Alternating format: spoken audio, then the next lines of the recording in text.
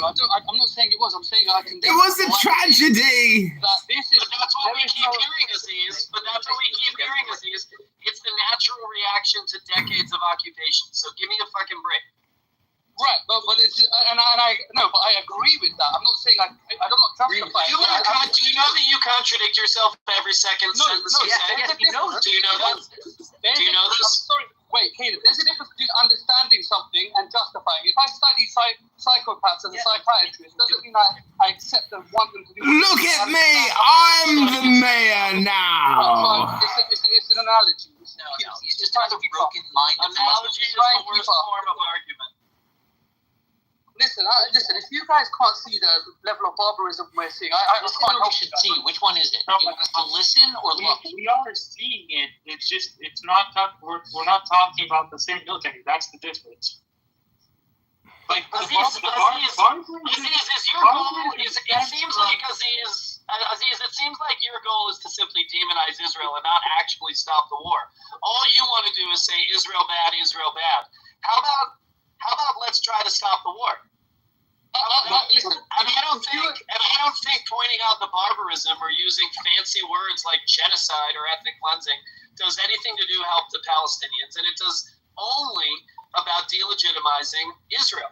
Well, that's not true. I would apply this same judgment and ruling to if it was the Palestinians doing this. And then you can say, "Oh, well, no, you wouldn't." But I would. I would sit here and people saying, "Oh, you're anti-Islamic. How could you say?" So I want you to call. So every time I hear you speak, I want you to say first, release the hostages. Hamas should release the hostages. Yeah, they should. I agree. Every time you speak on this topic, I expect to hear you say that. In fact, it's actually anti-Islamic to keep hostages. If you do research, so you expect to? It's anti-Islamic to keep hostages. Then what are they keeping all the hostages for?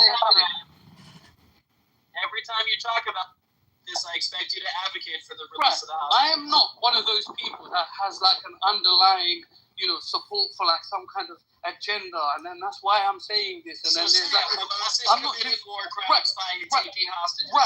Right. And I condemn Hamas. I condemn Hamas. I condemn the idea. I condemn them both. You can't do that. Release the hostages. I just want to make sure when you say you're condemning the idea. But this is the problem. It always comes down to a terrorist attack that happened 2 years ago, and then we can just simply not discuss anything apart from that. No, but I'm asking, what actions specifically from the IDF are you condemning?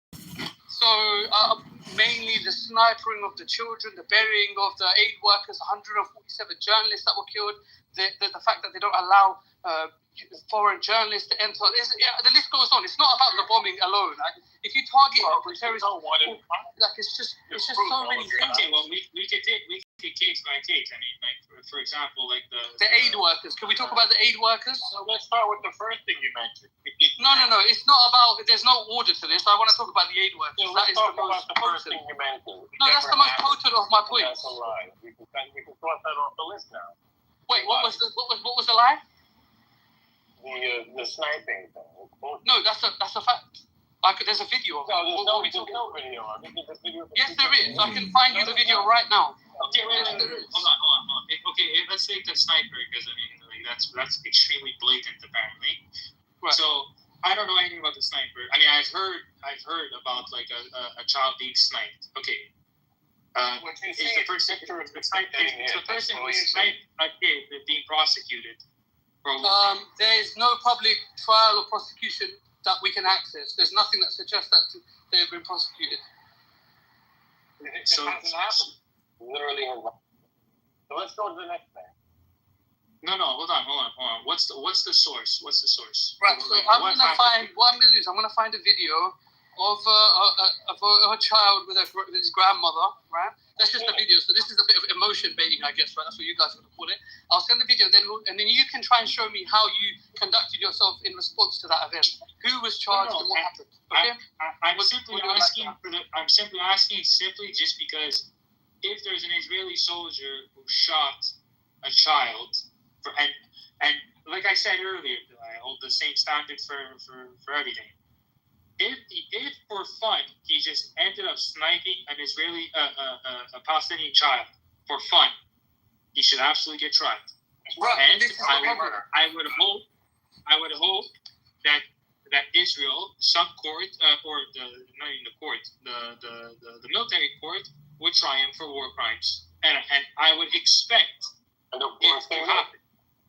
And I would expect it to happen. And I agree, Simon. I'm with you completely. I think that's the way everybody should be, you know. And I just haven't heard that. So that's what I mean. I just haven't seen that. I haven't heard that. Well, where am I meant to look? Which direction do I look to see them holding themselves accountable? Because I don't know which direction to look. Well, I mean, but it's well, yeah, but you need to demonstrate that it Israel actually does have a happened. track record of trying their soldiers for war crimes, though. So it's not. Okay, can we at least prove that agree? it actually happened. Can we at least agree that these things are happening? Like, Issa, come on, you have to be realistic. These things are Dude, happening. no, I don't know if it's happening. Where is it? Where's the evidence that that Issa, happened? do you want me to show you some of the most grotesque videos? I am not going to watch it. I can show you videos that look like hell on earth. United States military commits a crime. It's a violation of the UCMJ. Don't speak over me or you're going to... Issa, let me handle it. No, it's not letting me handle that. You don't speak over me. You can talk, but not over me. I mean, No, you can talk, but not over me. Please, just No, not just please. hold on a second. You're wasting time. You're wasting time fighting with me. You're wasting time fighting with me. Aziz, if it happened, it has to be a reporting. There has to be some communication. There has to be something. Where is it? So Now you can talk. right, so Okay, what I'll do so this is the deal, Aziz. If a member of the United States military is committed a war crime, they are held accountable under the UCMJ. It's not Israel's responsibility to let you know about anything having to do with their own internal judicial systems, especially with respect to crimes that are committed by members of its military. That's handled within the state of Israel under the IDF. It's very similar, I think, if not identical, to how crimes of this nature are prosecuted under the UCMJ, the United States Code of Military Justice. So just know that it's being prosecuted. If somebody kills a civilian in the IDF, they're going to be held accountable. And, that's just it. Period. right, so what you're saying is, right, we are not aware of the scale of war crimes because they're being investigated, is what you're saying. Because for me, it seems that there is a high level of war crime. But essentially what you're arguing is that we're not aware of being made aware of it, but the Israeli government are aware of it. Well, let's just make things up and project all types of imaginations. War crimes committed. Okay, Israel has the convicting soldiers who have committed war crimes under their legal framework. Of course. Aziz, there will for sure be independent inquiry both into the failures of October 7th and into the administration of the war. The war is still going on. There will be an inquiry because that's what Israel does time and time again. Because they have a sophisticated, modern, Western judicial system that is self-critical.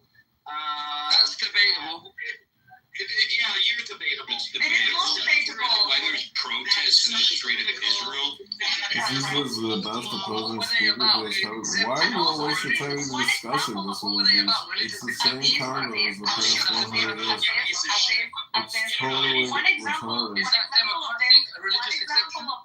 One example of this, Aziz, is remember when that scandal came out about the raping in the jails or in prisons or whatever in Israel? That came actually from the government of Israel. They were addressing it. That was not a leak. That was not some fucking Palestinian inside of jail that had a phone in his hand and leaked a video. That was actually coming from the Israeli government. They were addressing what was happening. In the end, it wasn't a rape. But those were the allegations. So yeah, Israel takes care of these things, just like every other country processes their own crimes. Right, but this is the issue. you're saying that these will be investigated, but currently we're in the fog of war. But the reality is this is like an endless war. So when will they be held accountable? If there is always something to address, you know, when do we round up the figures and say, okay, well, this is what we do? It doesn't happen because it's continuous. You should be asking for Hamas to give back the hostages and to put their weapons down, and then maybe the war ends. Right, but it doesn't end. Like this, you know, that's very naive. I'm sorry, Issa. I don't know how naive you are to this conflict, but this isn't how it works. Like, I'm sorry, but nobody is more naive. Nobody is more naive than you, you little 20-year-old. Thank you, Caleb. I appreciate that. Thank you. You are so uninformed and motivated here. You really don't I'm driven. I'm very driven by one objective thing. You really don't know anything about Israeli society or how Israeli society functions. You think you are just a sheep in this broad pro-Hamas, even I would call it anti-Palestinian movement, because none of what y'all are doing in your protests around the world and your intifada revolution, none of it helps Palestinian children stop from dying. None of it. You do not care about Palestinian children. You care about demonizing Israel, full stop. Period. But that's just not like the reality of the situation. Right, the thing is, listen, the truth is this, right? My opinion is being shared by people in Israel. So I'm not an individual and just a soul. There's people on the streets in Israel that echo my sentiment. Just because there are other morons in the world that think like you doesn't right, and I think there's right. Like you. That doesn't make right. That doesn't make you right. Wait, let's test this out. And what are they saying at the protests every week in Israel, Aziz? Right. Well, it varies. You know, sometimes they feel like they're having their civil liberties taken from them due to political reform. False. That's not happening right now. False. Well, did they not hit the streets to reject political reform? Did they not hit the streets? That was before the war, you fucking moron. I don't care when it was. This is a long time. It's not happening right now. I'm sorry. This isn't the last time productive. The protests that are happening right now are not primarily focused on the judicial reform. Right, I'm not talking about right now. Some of us are aware of this concept. You know what you're talking about right now. You mentioned the protests right now, and then there's... Oh my God. For you guys, October 7th. So I ask you, what are they saying? Right. For you guys, October 7th is right now. Listen, can you address my actual question? You're asking me. Because I've been to the protests, have you? No, I haven't. Okay, so I've been to the Clearly Saturday guilty protests green in beans to Israel. continue the song but never ends with this using So waste you of don't know time. what they're saying there. Right, Elon Musk hasn't been to Mars, Caleb. Like, what's your point? Oh, you are such a moron. Holy shit. Like, I don't understand what you're trying to say. I'm not even joking. I'm not trying to make fun of you, but this is just like the Kamala thing. And I haven't been to Europe. Yeah, no, I mean, this is the Palestinian brain. I mean, and It's a Yukon if you are speaking with us, you're listening to us, these undermined speakers. Palestinian, their reasoning is exactly the same. It goes the same way. There must be something in their brain. You just say you hate Muslims, so let's not What? pretend. Is that what I said? Probably saying that. You hate Muslims. Nobody's saying that. So why are you pretending? Is that what I said? I'm not pretending. I'm not pretending. I'm very clear on this. No, we're showing that you're an idiot. When I'm He hates Muslims. Just because I'm calling you an idiot doesn't mean that I hate all the Muslims. I just think you are an idiot. I don't hate Jews. You hate Muslims, right? So this is the I reality. hate Muslims. I have Muslim friends. I hate Islam. I hate I'm Islam. not pretending. Projection number one. You hate Muslims. You say the No, word I hate Islam. more than I say the word. No, I hate Islam. I dislike Islam. I'm Muslim. She said it to me. Now that you have no point, you're trying to talk about. No, because what I'm trying to do is establish why we're not being rejected. Wait a second. You have no point. You literally have no point. No, you don't. You're talking about her now instead of yourself. Right. These are the reasons why. Because they're talking about me. One by one, your points were shown to be full of shit. You literally have no point. Right. Well, my point. But isn't it then a problem of us to continue speaking with somebody that's got no points? What are we doing here? This is madness. I'll agree with Kitover. Where did he go? I think we can all agree he's annoying. I moved him down. His voice is giving me like. Yeah, John, don't speak like He's a that. troll You're voice. an intelligent guy. Like, I hate that when he does that. He's such a bad. He can be so pleasant when I cannot invite him back. Somebody bring him up. He is so pleasant when he speaks. Tell him not to talk like that so we can actually hear the video of what he has to say. Just integrate, Congressman. You're not gonna go. The point is, I'm trying to break up your conversation because this is a song that will never end. Aziz is a low IQ moron. How long will you play this game? It's a you problem. Preventing the integration of people who are even Muslim people into mainstream Western society by making sufficient arguments and outright lies that other people hate and projecting. You're actually delaying the progress of society. You're contributing to the war by taking this. So it's a Muslim issue now. Excuse me. By contributing to this delusion to these fake points, you're contributing to the continuation of the war and the death of innocents with your life. Right. So it's my fault now. Well, Your I mean, fault. your sanction. Got it. So Your fault. I think That's it's not directly your fault.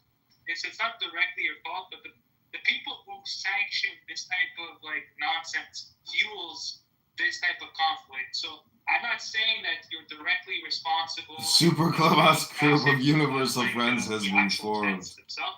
But to sanction, like. Last up is to kick Aziz. Like, you know, when you say stuff like, I believe, like when people ask you to condemn, I believe that, like, you know, Israel have every right, like, kind of debate. And when it comes to, like, you know, these types of conflicts. Finish one sentence. When you sanction. Last up is to ask Aziz to listen or to be moved to the go. And, you know, sanctioning this type of stuff. I can't believe you guys are talking about this. Why does Simon sound so weird? What he does is he makes the resolution by sharing ideas impossible, and then the only possible solution is violence. I mean, why should guys keep talking about the same thing? Every damn day, the same damn thing. It's the question of our age, Randy. Well, I'm just wondering, don't you have new things to talk about? Like, for example, Epstein did nothing wrong, and if it turned out to be a Democrat hoax, like, why? Now you're trying to change this. Like, ain't nobody gives two damn shits about your Israel shit. Well, we do. But then you guys. Yeah, we are talking about it. If you don't like the topic of conversation, You can eat my ass. You can eat my ass. Now what? Well, I'm just trying to tell you, like, Epstein did nothing wrong, and it's a Democrat hoax, and you guys are... You're trying to correct me. you are a hoax. So, you've been talking about the same thing for 2 years, every day. So what? Yes. I'm just saying, it's time to So aren't you enough? Well, Well, that's what we're doing. Let us talk about what we want. But all I'm saying is that maybe it's time to update the Well, we don't want to. Well, you don't have to, but it's just outdated. Maybe we are outdated. I think we should just move on from. Alright, good. Denaturalize Randy and send back to Jordan. Thank you for your Thank you for your service, anyway. Thank you. I just want to say, by the way, I also feel that Norman made a great point. I'm contributing to what we're seeing. I also feel that you guys are contributing to what we're seeing. I feel You mean coming on a social audio chit chat up debating is contributing to the genocide? I can do an American accent as well. You can do that kind of thing, you know what I mean? You're getting offended because of the accent. I'm just wondering No, it's just you guys really bad. want to It's talk really about bad. Epstein. I think, one side of a low IQ is not being able to do accents, by the way. Already talked about, and what conclusion did you guys come to? No. Isa said that he was not part of the Mossad. That's very Of course he is. Who, Epstein? Oh, with me. Oh. Yeah. He did nothing wrong. He did. He was probably just a great man, I guess. That's what we're gonna run with. Can I say like a thing that I feel a little guilty about? When I see that kind of deposition that he gives, when the one where he walks away after they ask him about the egg-shaped penis, just the way that he has that polo shirt and the way he puts on those reading glasses, I just think the guy looks fool as shit. He just looks like a badass motherfucker. Yeah, he is a So if they've come out and they've said that he's done nothing wrong, Diego, did they say that he was just like wrongfully in prison? Like he was like this was like politically motivated? Like what have they said anything differently then? If they say that this man was innocent? No, they haven't said anything about it. No, they haven't said that he's innocent. They just have said that they haven't found anything about him. It's a Democrat hoax, Egan. Well, what about Giswell, Maxwell? What's her name? She's in jail. Guilty admission is that I think she's pretty hot. She's in prison for no reason. She's like Diddy. Everybody knows he's an intelligence. He was an intelligence asset. I think it's pretty common knowledge at this point. Where's the evidence of it? Well, are you mad that a Jew happened to have a pedophile island? Keegan, do you know how they started the I don't think Norm owns the island. Do you, Norm? I didn't know this from you. But why is Norm like trying to understand whether or not he was a part of like, you know, intelligence agency? He was part of it. Based on reality. And if people hadn't spent the last part of the 2 millennia trying to kill Jews, maybe they wouldn't have an incentive in collecting this kind of information to protect themselves. I would have to fuck him. Wait. Is that what you're saying? What do you mean? Who is this idiot? It trigger a lot of people. I don't know why. You know, if you were surrounded, I mean, you can go clap little boy ass cheeks. Don't you want to protect your country? Germany, you forced us into the better part of the millennium, you would have an Epstein too. You see, even if you think you're right and you're accurately describing the situation, you're still stuck here in a social audio chat app picking your toes in Poughkeepsie. So what the fuck are you gonna do about it, you fucking strokers? Everybody knows he was fucking here. If it wasn't for this 20-year war, it's your fault. Fuck you gonna do about it, you fucking strokers? My friend used that on his wife when he got caught cheating. So this is almost like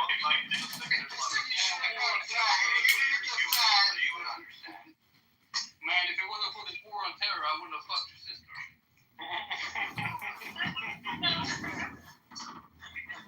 Anyway, there's nothing wrong with fucking little Jess. Epstein apparently did nothing wrong, so you can go for it too.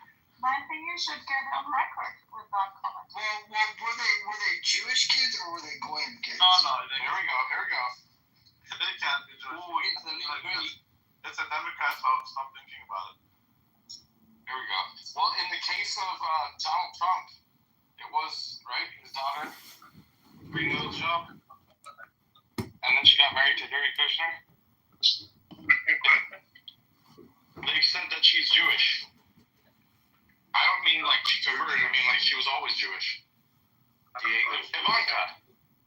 Because of Ivana. Yeah. Why is that Jewish? We're all Jewish. Why is that relevant?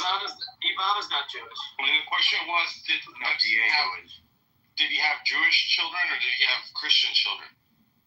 For breakfast, lunch, and dinner. And I think the answer is both. He had both. Does it matter? I mean, you have Not really making it. You have people who hate Trump who suddenly agree with Trump that Epstein did nothing wrong just because he's a Jew. And I'm just wondering, how does it work with you guys? I'm really wondering how the He only converted in 2018, Randy. Yeah, but I just have you know that the Jews are the biggest monolith when it comes to politics, and they are hard. No, that's ridiculous. You have, like, for example, Boo, I trust in math. Caleb is actually the Jews had a lot of leftists. Go look inside your shoes, Rabbi. You think there's a Jew hidden in your shoe? You guys are fucking Jewish derangement syndrome psychopaths and low IQ morons. Yes, they are the biggest. Okay, I'm not saying they're not leftist, but that's not what I said. I'm saying they're the biggest monolith Democrat. More than 90% of them vote Democrat. Now suddenly they all agree with Trump. It's not so much 90%. That's fact, son. That's fact. Hey, how about you go look it up? It's not so much 90% anymore. It's about Habibi, how about you look it up, Habibi? 60, 70%. It has It's about 68-70%. It's like I'm talking to black children. That's racist. That's crazy. Guys, we have to agree though, like a pedophile island is pretty nefarious, even for like intelligence organization. Come on, if you just come on. Pedophile island? Are you talking about United Kingdom and London, where fucking Prince Andrew and your pedophile king and Lord Mountbatten used to dump little bodies off the back of boats and drink their adrenochrome? Why are you taking? No, I'm just saying, like, we have to kind of look at that and say, even for like intelligence purposes, is that really necessary? Like, well, maybe your Islam can conquer the pedophile islands one day and reconvert them back to pedophile islands. Have you heard my defense's opinion on it? Well, if we want to make the argument, though, that, like, okay, like, this was a intelligence agency, that he was a part of an intelligence agency, and this was, like, their way of blackmailing or, like, putting a honeypot onto individuals. Using underage children to do so is horrendous. These people should be not even just locked up. I think we should lynch them. I think we should bring back lynching. Show us the evidence that ever You're happened. gonna lynch P. Diddy? Keegan, the last time you lynched a pedophile, the ADL was created. I'm just letting you know. I gotta go do actual shit. Instead of waste time talking to you motherfuckers about a dead guy for 4 years. I'll see you guys later. Good. Guys, I'm just saying, like, Ghislaine Maxwell's in jail for it's not a secret, right? Yeah, why can't we get Ghislaine out of prison, get her on Joe Rogan, have her live for 3 hours, and be done with it? Yeah, I would agree with that. But why It would be a good idea. I don't get it. It's a pedophile island, man. I think that's What you don't get is, why can't you stop coming to a social audio chit-chat app to sit here to get dopamine, to talk about nothing all day long? What a fucking wasted time. I'm gonna go study for my CFA and get out of here. Able to make his point. Hey, man, I love my country, man. As long as my country. It's not your country. Every now and again, they gonna fuck some kids, both. Man, I love Your America. country. It's the country of your parents, right? Man, look, my pastor said we gotta love Israel, so if they wanna fuck some kids, man, that ain't my problem. Sounds like Boomhauer. Aziz, what do you think about denaturalizing 60,000 Somalis in Minnesota and sending them back to Somaliland? God damn it, I love America. We're not doing enough, is my opinion. We gotta do more. We're not denaturalizing enough. Well, they're running now for government in Minnesota. They already control the government. But so Minnesota, yeah. They control the whole thing. It's Somaliland over there. but But the guys, the pedophile pedophile is island, already controlled. are we gonna move on from the pedophile island thing, or? Aziz, what are you doing with your personal life? How long do you think it'll come on social audio chit-chat apps to have never-ending conversations? With your personal life. Yeah, Congress, what do you do? Yeah, I'm running for Congress in the 16th District of Illinois. Go to voteforjohn.com. So why you Do you own any property? Are you married? Do you have a relationship? Do you have children? Yeah, my life is actually going, swimmingly along. It's flowing. I mean, I can't believe you come here to talk endlessly. I sit here every day just in disbelief that it's the same people talking all the time, and I'm sitting there live streaming this to YouTube. It's working out pretty good. I'm creating great videos. I mean, I'm a video director, producer. El Normo is a consultant in the campaign to elect John Kitover. But you know, you do the exact same thing. I know. It's like I keep recording the same conversation over and over again. It's getting insane. Exactly. So why do you keep doing it? I don't know, because Something's going to be different next time. no, I don't know. I just find it amazing that I can even do what I'm doing. That the bandwidth is there, YouTube is there, you guys are there. It's like, how is all this even happening? But why do you think that by telling us that we're wasting our time? He has not even moved on. He has not even moved on from the time Diego walked away from him. And I mean, when they met, do you think he's gonna move on from Clubhouse? He walked away from me. Listen, he didn't even get out of his car to shake my hand. He's a fat, slimy, dandruff, Nazi, Jewish-hating loser with a jalopy, a depressed wife, and 2 kids who are robots. Is he actually fat? Go ahead, Pat. Post the dad bod, Diego. Update the PTR for once in your life, and let's see what the dad bod's doing. Do you have a fat? You sound fat? No, wait. The one that we lost for Diego. Minnesota. Who the fuck is this guy? It's a fire. We know what Emma looks like. Yeah, you can watch me. You know what I look like? I look like a nature hero. I look like a superhero created from the earth. Yeah, I had to defriend you on Instagram. Sorry.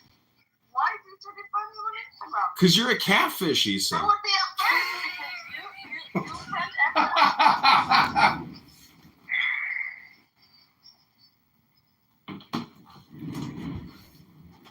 But let's give it up to Issa for creating some of the best super clubhouse, super rooms, and super friends of all time rooms. Don't say that because You're the catalyst and the linchpin, Issa.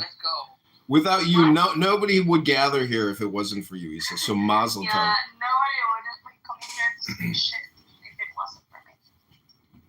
It's the cornucopia. It's the spice of diversity. We have a voice for every representative party here. Don't you all agree? Did you see this whole thing with Lauren Southern? No. Apparently, Andrew Tate gave her herpes. Oh, wow. No, I don't follow anything related to what Which is... but who is she? Lauren Southern? You don't know who Lauren Southern is? She was huge. She was like going on a book tour with Stefan Molyneux. She's a huge, like... what does she do? She's like a blogger. She's like a famous... And why should I know who she is? She's against the migrant Muslim crisis in Europe. She has the greatest troll of all time. She got in a fight in Canada with a transgender, and the guy said, "You're a cisgender white female," and then she pulled out her driver's license, and she said, "Actually, I'm a man," and she showed him.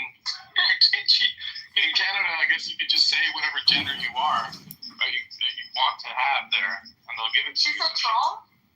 Yeah, she's a very attractive woman. She's about 30 years old now. And she disappeared for a couple of years after Andrew gave her herpes. Well, she says that Andrew raped her in a hotel room. Yeah. Wow. Yeah. Big then? Well, it's huge because Andrew was hitting her and Michaela Peterson at the same time. And Michaela has herpes too, remember that whole thing where she posted the picture of her? Yes. I know, it's kind of scandalous. It's kind of crazy. Look her up. But Lauren Southern. Picture of what? Michaela Peterson posted a picture of her to show that she had a giant list of medical medications that she takes. You know how she's always saying, "I'm super sick and I can only eat meat," and the whole thing. And someone took a screenshot of it and found that she was taking Valtrex or something like that. And that's for herpes. Yeah. And it was right when remember when she posted that photo with Andrew Tate?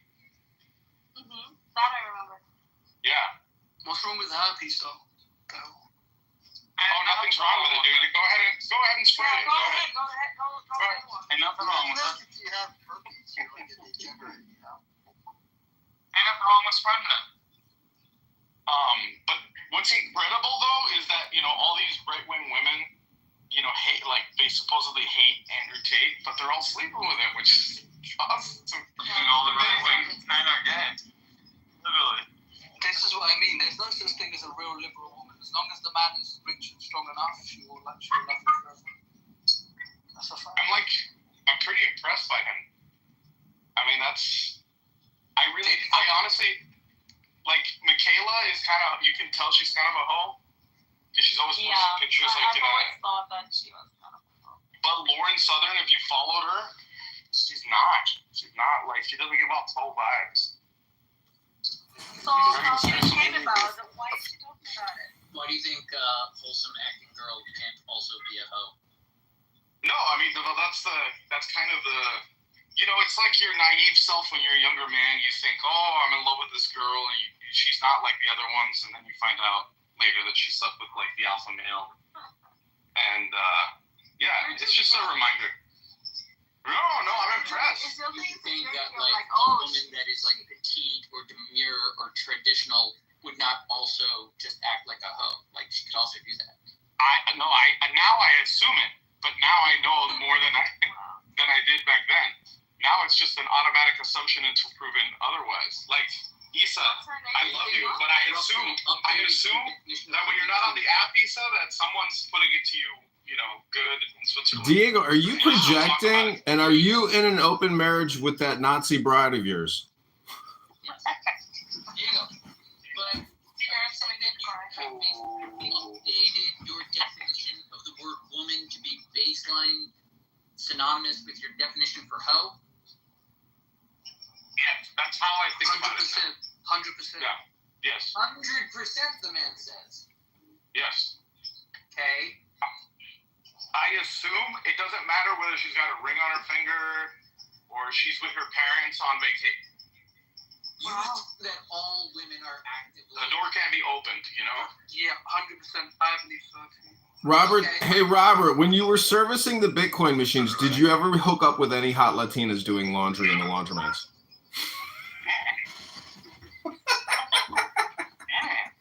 Maybe I did. Anyway, so Lawrence Southern, good friends with Luke Rudowski, good friends with Stefan Molyneux.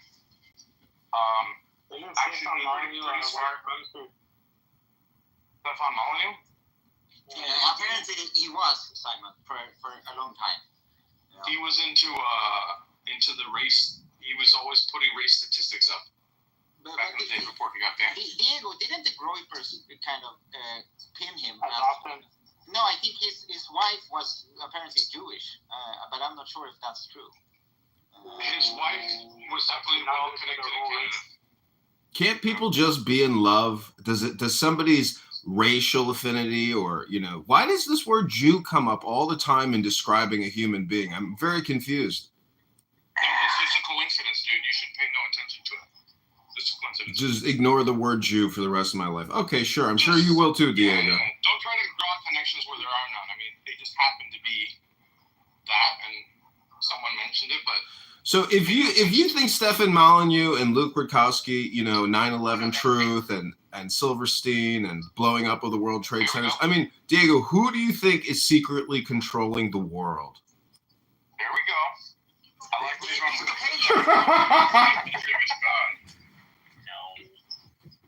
Remember that interview where the guy said it's not a Presbyterian problem?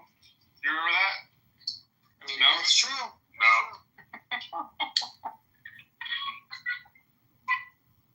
Yeah. I just find it fascinating that you guys are thinking about Jews day and night, 24/7. I mean, what 365 days a week. No, they're thinking about us and our money, Isa. The Jews? I don't think they think much You think about we're you. thinking about you guys? Our pockets? Yes. No, we don't give a shit about you people. You visualize them empty, don't you? Why are you so paranoid? Why was Epstein sending all of us to the island? What does have anything to do with Jewish people in general? Nothing.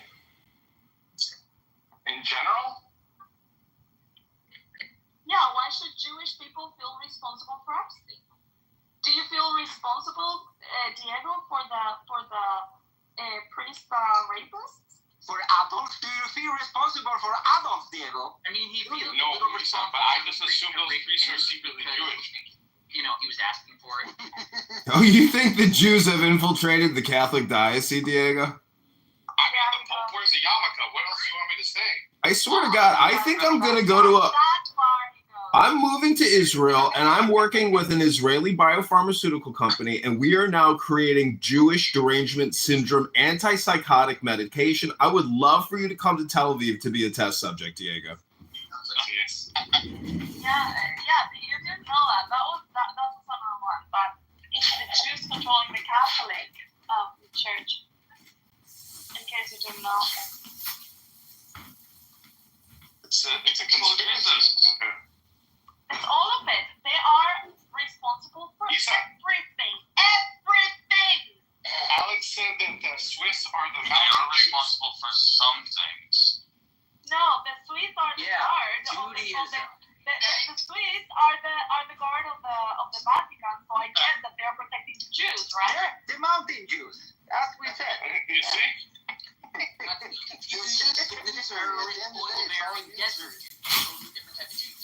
Exactly. There's all varieties of them everywhere, right? But no. Did you see what I was telling you about Alex? Definition I don't want to work. That's a good I like definition. everyone. I have no problems with everyone. Welcome to Congress. But besides the Muslims, Lisa, of course, those we have a problem with. But No, I know this. No, I don't even understand. I have a problem with Islam. Wait, I hate to interrupt, but I want to mention that one of the YouTube comments was, "This is the definition of I don't want to work," and I said, "Welcome to Congress." Isa, so you don't like the Muslims in Europe, but then who do you think's letting them in? Or do you think they're smart enough to get in? The Jews are responsible for the Catholic rapists, and the Jews are responsible for the Muslim migrants as well. Well, you know, Do you think the Muslims are smart enough to fill out the immigration forms, or what? Well, who do you think makes the immigration forms? Jewish people. They print it off to Of get. course, yeah. There we go. That's right. So not only are the Jews And responsible it's the for every Jews. single Jew, regardless of his crime, Jews are responsible for language, and thus that's why we have so many problems. whichever country you happen to be in. Every other is from the Jews. Which one? What did you say again? The word Jew. The Jews not only have their own weird little community that sometimes has bad people that they have to defend, like Epstein, but also are responsible for every immigrant, non-native person within whichever country you happen to be in, because they are Christians of immigration reform. The globalization, it's all the Jews. Everything that is different from what you felt comfortable and conservative with growing up, it's the Jews that caused it, and they're the ones. all of them is the Jews. Diego, did you ever think that the word Jew backwards spells wedge, and that's what they're always doing all the time, Diego? What a way to reach. You got to be Jewish too. You're one of us for sure. Diego, how do you compare the political power of 1.4 billion Chinese and 1.5 billion Indians compared to about, 20 million Jews? What do you think, Diego? Who's got more political sway in the world? 2.6 billion or 20 million? That's a good point. Yeah, but It does seem to be the 20 million. That's because of communication, you schmucks. That's because in communication, you are what you say you are, and what you talk about makes you think that that's true. But in fact, you people are living in a bubble, and you're small-minded little fucking Lujas, Ticklers, and Diego Robertos running from the law, scamming people on Bitcoin. Tell me what the Muslims control. I don't know what they control. He's obsessed with the Bitcoin stuff. I don't know. No, I'm just teasing. I don't even think it was a scam. I think what he was doing was probably legal, and thus why he's still here being able to talk to us today. Hey, listen, talk to me again when you have 15 mouths to take care of. When you have what? We have 2.2 billion mouths to take care of. We're the Jews. No, I agree. My life is a lot easier since I don't have children. I can only worry about myself at the present moment. Yeah, Diego, he said that when he met you in that car, like, your family seemed like you were oppressing them, like they were scared of you. No, they seemed like they had been conditioned to be very respectful, but also hesitant and worried. I'm sure they were listening to Crazy Dad screaming out some random's name at a gas station. And your toddler kids didn't even act like kids. Listen, they were scared because they were like, we know Daddy's on the spectrum, and he's screaming at some guy at a gas station. Isa, I'm just trying to copy the Russian model, okay? So, yes, I sometimes tell the kids So you're a wife to get into formation and to salute. Gotta give her a good old slap. You know, I like the movie Sound of Music. Remember how those kids had to go to sleep? Yeah, I just want to have the Von Trapp family. Yeah, I hear that Diego likes to elbow his wife, so when she does. There's nothing wrong with that. What's wrong with that? No, that wasn't anything wrong. So wait, Keegan? You identified more with the Nazis than the Von Trapps, right? Yes, that was the joke. Exactly, that was the joke. I think it's funnier when you explain it sometimes. I agree. No. It's very funny. So wait, Keegan, you claim you fix automobiles, but you're here all the time talking about black women. Where do you find the time, and do you own a laundromat Bitcoin skimming business? I guess I do actually. What? He's marrying a black woman? I just want to say, don't think it goes beyond me that I model my family after an Austrian, by writers that were Jewish, by the way, because I'm pretty sure the writers of that movie are Jewish, or the Broadway show. Like you might Rodgers and Hammerstein? I don't know. There's a lot of ironies going on. Hammerstein. So, Yeah, you know what it is? It's kind of like, it's like the movie, what's that? Galaxy Quest, right? Like, even though it's not real, I feel like back to Galaxy Quest. My family after it. You know what I mean? It becomes real. Funny. Wait, it's even weirder. Okay, so technically, both of them are Jewish, but get this: Rogers is straight Jewish. Hammerstein, not from a Jewish mother. The technicality. He was a Mishling? I'm saying the name that sounds the most Jewy. Tag team. Well, that makes sense. Always end up talking about Jews. It's so tiring. I agree. Well, no, we were just talking about the sound. No Jews, no news. See that? They tried to talk about how they were in praise of Nazi child rearing practices, and they ended up talking about Jewish writers again. But that's just a coincidence.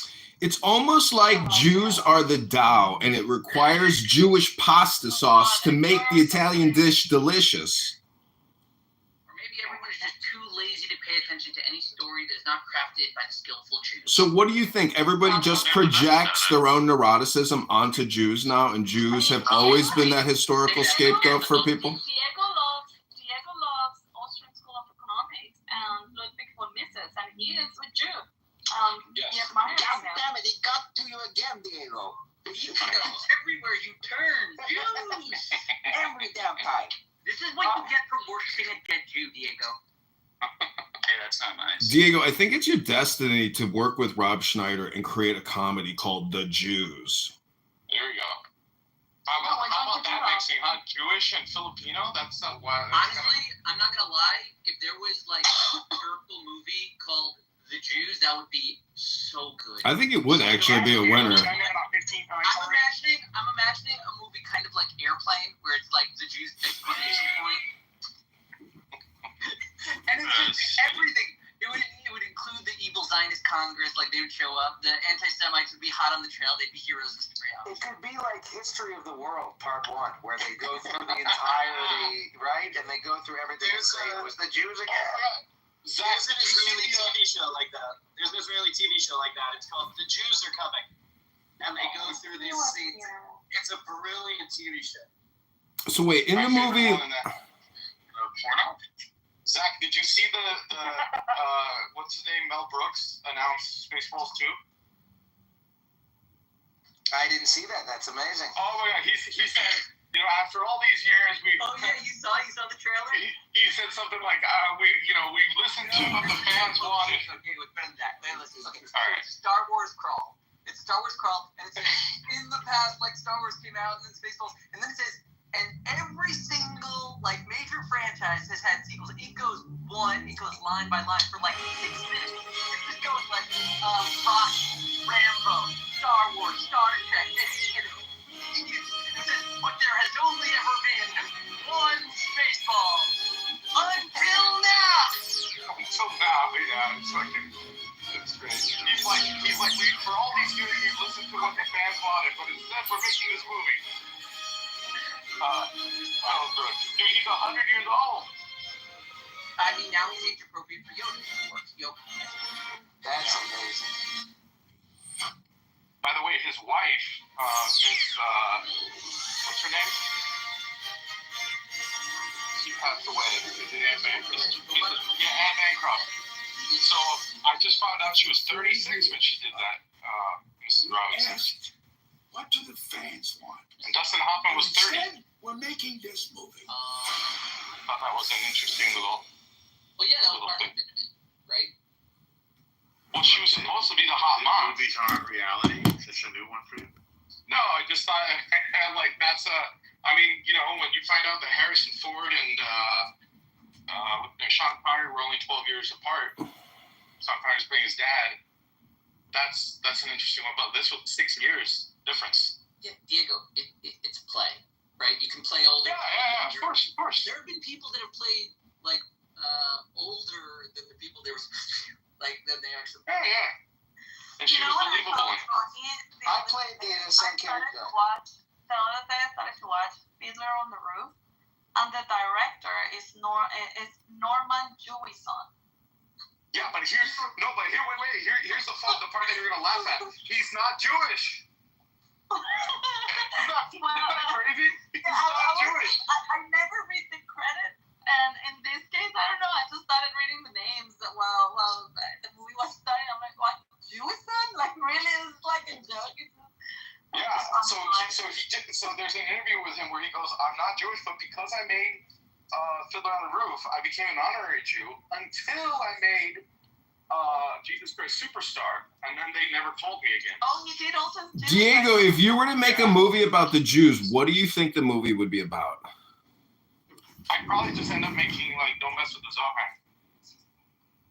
Wow. Are you gonna vote for Zoran? Don't Mess with the Zohan is more about Israelis than Jews. Are you gonna vote for Zoran Mamdani, Diego, in New York? If I started voting, maybe. Yeah. But I can vote. That's such a Diego thing to say. I'm trying to stay neutral politically. Not a commie. But doesn't he go against your Austrian economics, Diego? How do you rationalize that? It's communism. How do you rationalize the violation of Austrian economics by Mamdani, Diego? That's true. But he I mean, of all the policies that we could support, to support a communist is like the craziest one to support. They failed so many times. It's like, hey, let's try it out. Let's see if we fail too. Why risk that? Yeah, aren't you just a hypocrite, Diego? Can't you look in the mirror and just say, I'm a hypocrite? No, you have to have government. Why are you surprised? I just want to hear him acknowledge the fact that he's a hypocrite. Can you acknowledge the fact, Diego, Don Roberto Taylor, that you're a hypocrite?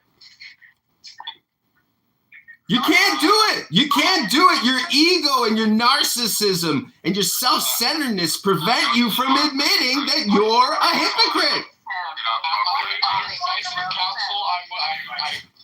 I retain my 5th and 14th Amendments. See, there you go again. A fucking hypocritical thing to say. You are the Jew that you say everybody else is, you piece of shit. Come on now.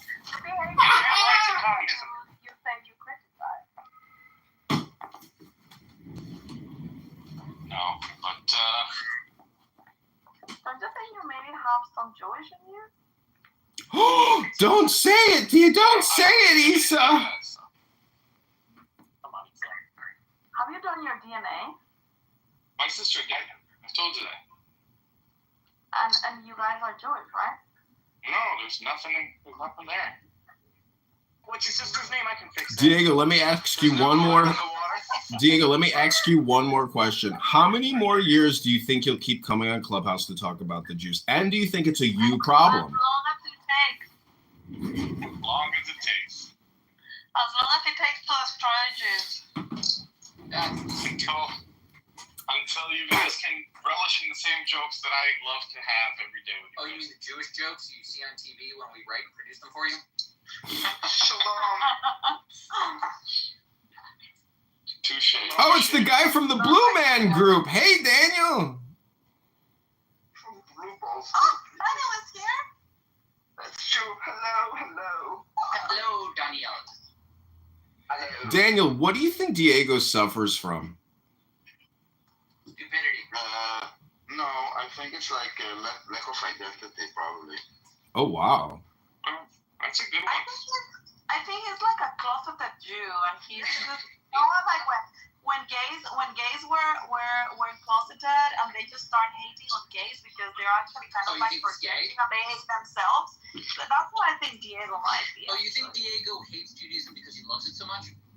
Can you just suffer from hypocrisy? Maybe he's just not telling us that he has some Jewish in him and he hates himself. And so that's what he's projecting. He's definitely he has like a Morano background and is secretly Jewish. He wants to remove that part of him, so he figures the best way to remove his Jewishness is to remove all Jewishness from the world. I hear you. Except the movies. Yeah. But here's the like thing. gays were closeted, exactly. Like you see that the gays that were closeted, that they start hating on They gays could be aggressive. They could be because they violent. hate on themselves. Yeah. Issa, very much like Trump and the Epstein list, once I get cornered and you guys actually find me out, I'm going to deny that there ever was any issue with the Jews. I'm going to be like, what are you talking about? Are you on that again? Oh my God. Hold on. Are you? What do you guys are so obsessed with Epstein? Is it the Jew thing, or is it that you like into pedophilia? Like what? It's because he constructed a harem out of high school girls in Florida. That's why people are obsessed with Epstein. No, that's not. No. Really? So if he wasn't Jew, hold on. Daniel, it's called espionage, Daniel. That's why people in America are concerned. Yes. I'm asking, do you think that if he wasn't a Jew, let me fucking ask my question. Oh, never mind. Yes, Daniel. So Daniel, there are two sides to this. There is actually it is a crime. It is a whole pedophilia ring, and What did you do wrong? Hold on. Prove it. And there are a lot of important people involved, etc. But the Jew haters, they jump on it because you want to. And so that strengthens their hate for Jews. Exactly. But it is because it's an interesting thing. Like, why are they hiding it, right? Like, it should be revealed, or he should have been convicted. And nothing happened. No, first of all, it doesn't need to be revealed because if actually you're talking about minors, then it should be protected. And not all those cases usually, like, what do you compare it to that they reveal, like, all the information about, like, rape cases or pedophilia cases? In what other cases they publish their names and, like, this type of focus? It's not about publishing the names of the victims. It's about publishing the names of the perpetrators so that you can know who is a pedophile. So, no, it's not the other perpetrators are Jews. So, like, we want the Diddy list, we want the Epstein list. Nobody wants to know who the victims were. Like, all of that, keep it secret. It doesn't matter. But when there is a normal person that is a pedophile and he was caught as a pedophile, his name is published everywhere. Like, he is classed as a pedophile, so everyone knows where. Are they convicting people in the actual case? He died. No, they gave him immunity. That's what we're talking about wanting the list. In 2009, they got immunity for convicted. Who got immunity? Epstein. It's co-conspirators. Daniel. That's what he's dead. I'm talking about those people that you got. Daniel. Co-conspirators got immunity in a deal. Got immunity before he died. He got immunity, then they went after him again, then he died in prison before he could face trial, which is shady as fuck. But I'm not talking about. Daniel, it's Dr. Bill Gates, the vaccinologist. Dr. Bill Gates is the main perpetrator here. Nobody gave him immunity. What are you talking about? Give me a thumbs up. No, it's hard to deny a perpetrator healed when they found his brothel. What's this shit? There we go.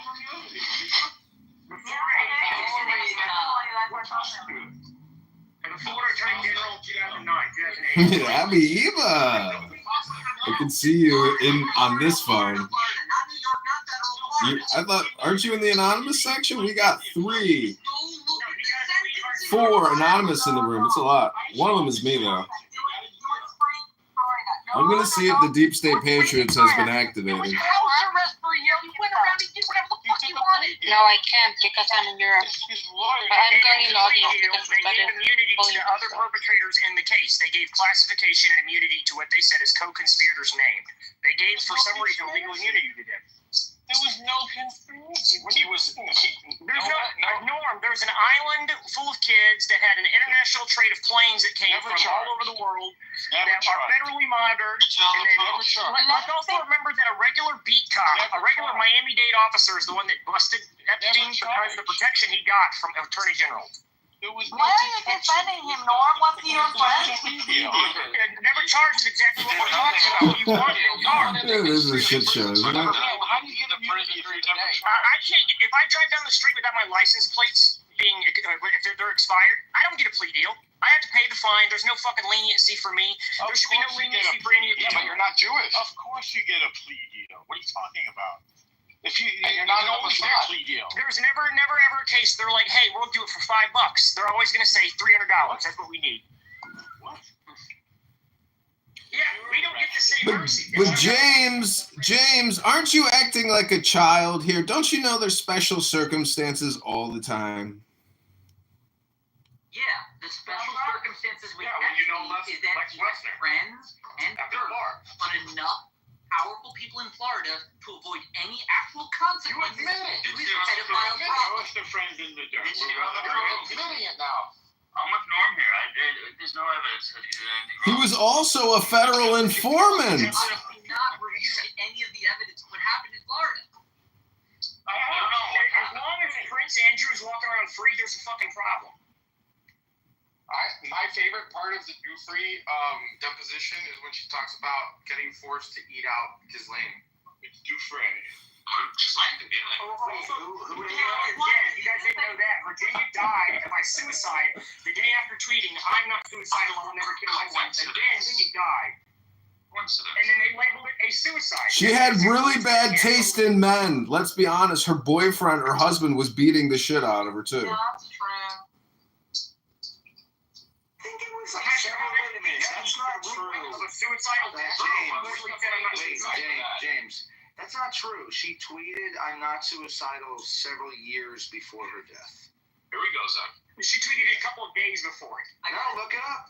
Go look it up. Wake it up, Zach. I gotta say, If we have to change that her death is ruled for suicide, and I completely get that she suicided herself, and it's 6 weeks later, we're saying the witch didn't exist. Okay, but James, I'm just saying that is an awesome way to create an amazing conspiracy. If you're like in some deep dark shit and you get arrested and you're being pulled in for sentencing and you then like communicate, I'm not suicidal. If I end up dead, I've been killed, and then you kill yourself. But genius. I love it. That's true, McZed. That's true. You'll live but forever. It was several years before her death. It wasn't several days No. before I her get death. the facts that James is being You crazy. know that But I'm not going to the fact they're being a little earlier. But the idea that she's the one that's like creating this conspiracy instead of the criminal conspiracy that exists, it's like, come on, guys, there's an actual criminal conspiracy. Island Cane's claim. Video evidence of it. Listen, if I tweet out, I'm not suicidal, I do not kill myself, I can have video evidence of me literally hanging myself from the rafters, and everyone would believe it was a lie. It's amazing. I am suicidal, and I have told many people that I will never kill myself. Do you know that something actually happened in my country? The guy said that they wanted to kill him and that he was not suicidal and whatever. And then they did a huge investigation. It was actually in New Yorker and everything. He planned his death, and he hired the men that were going to go and kill him while he was going on a bicycle.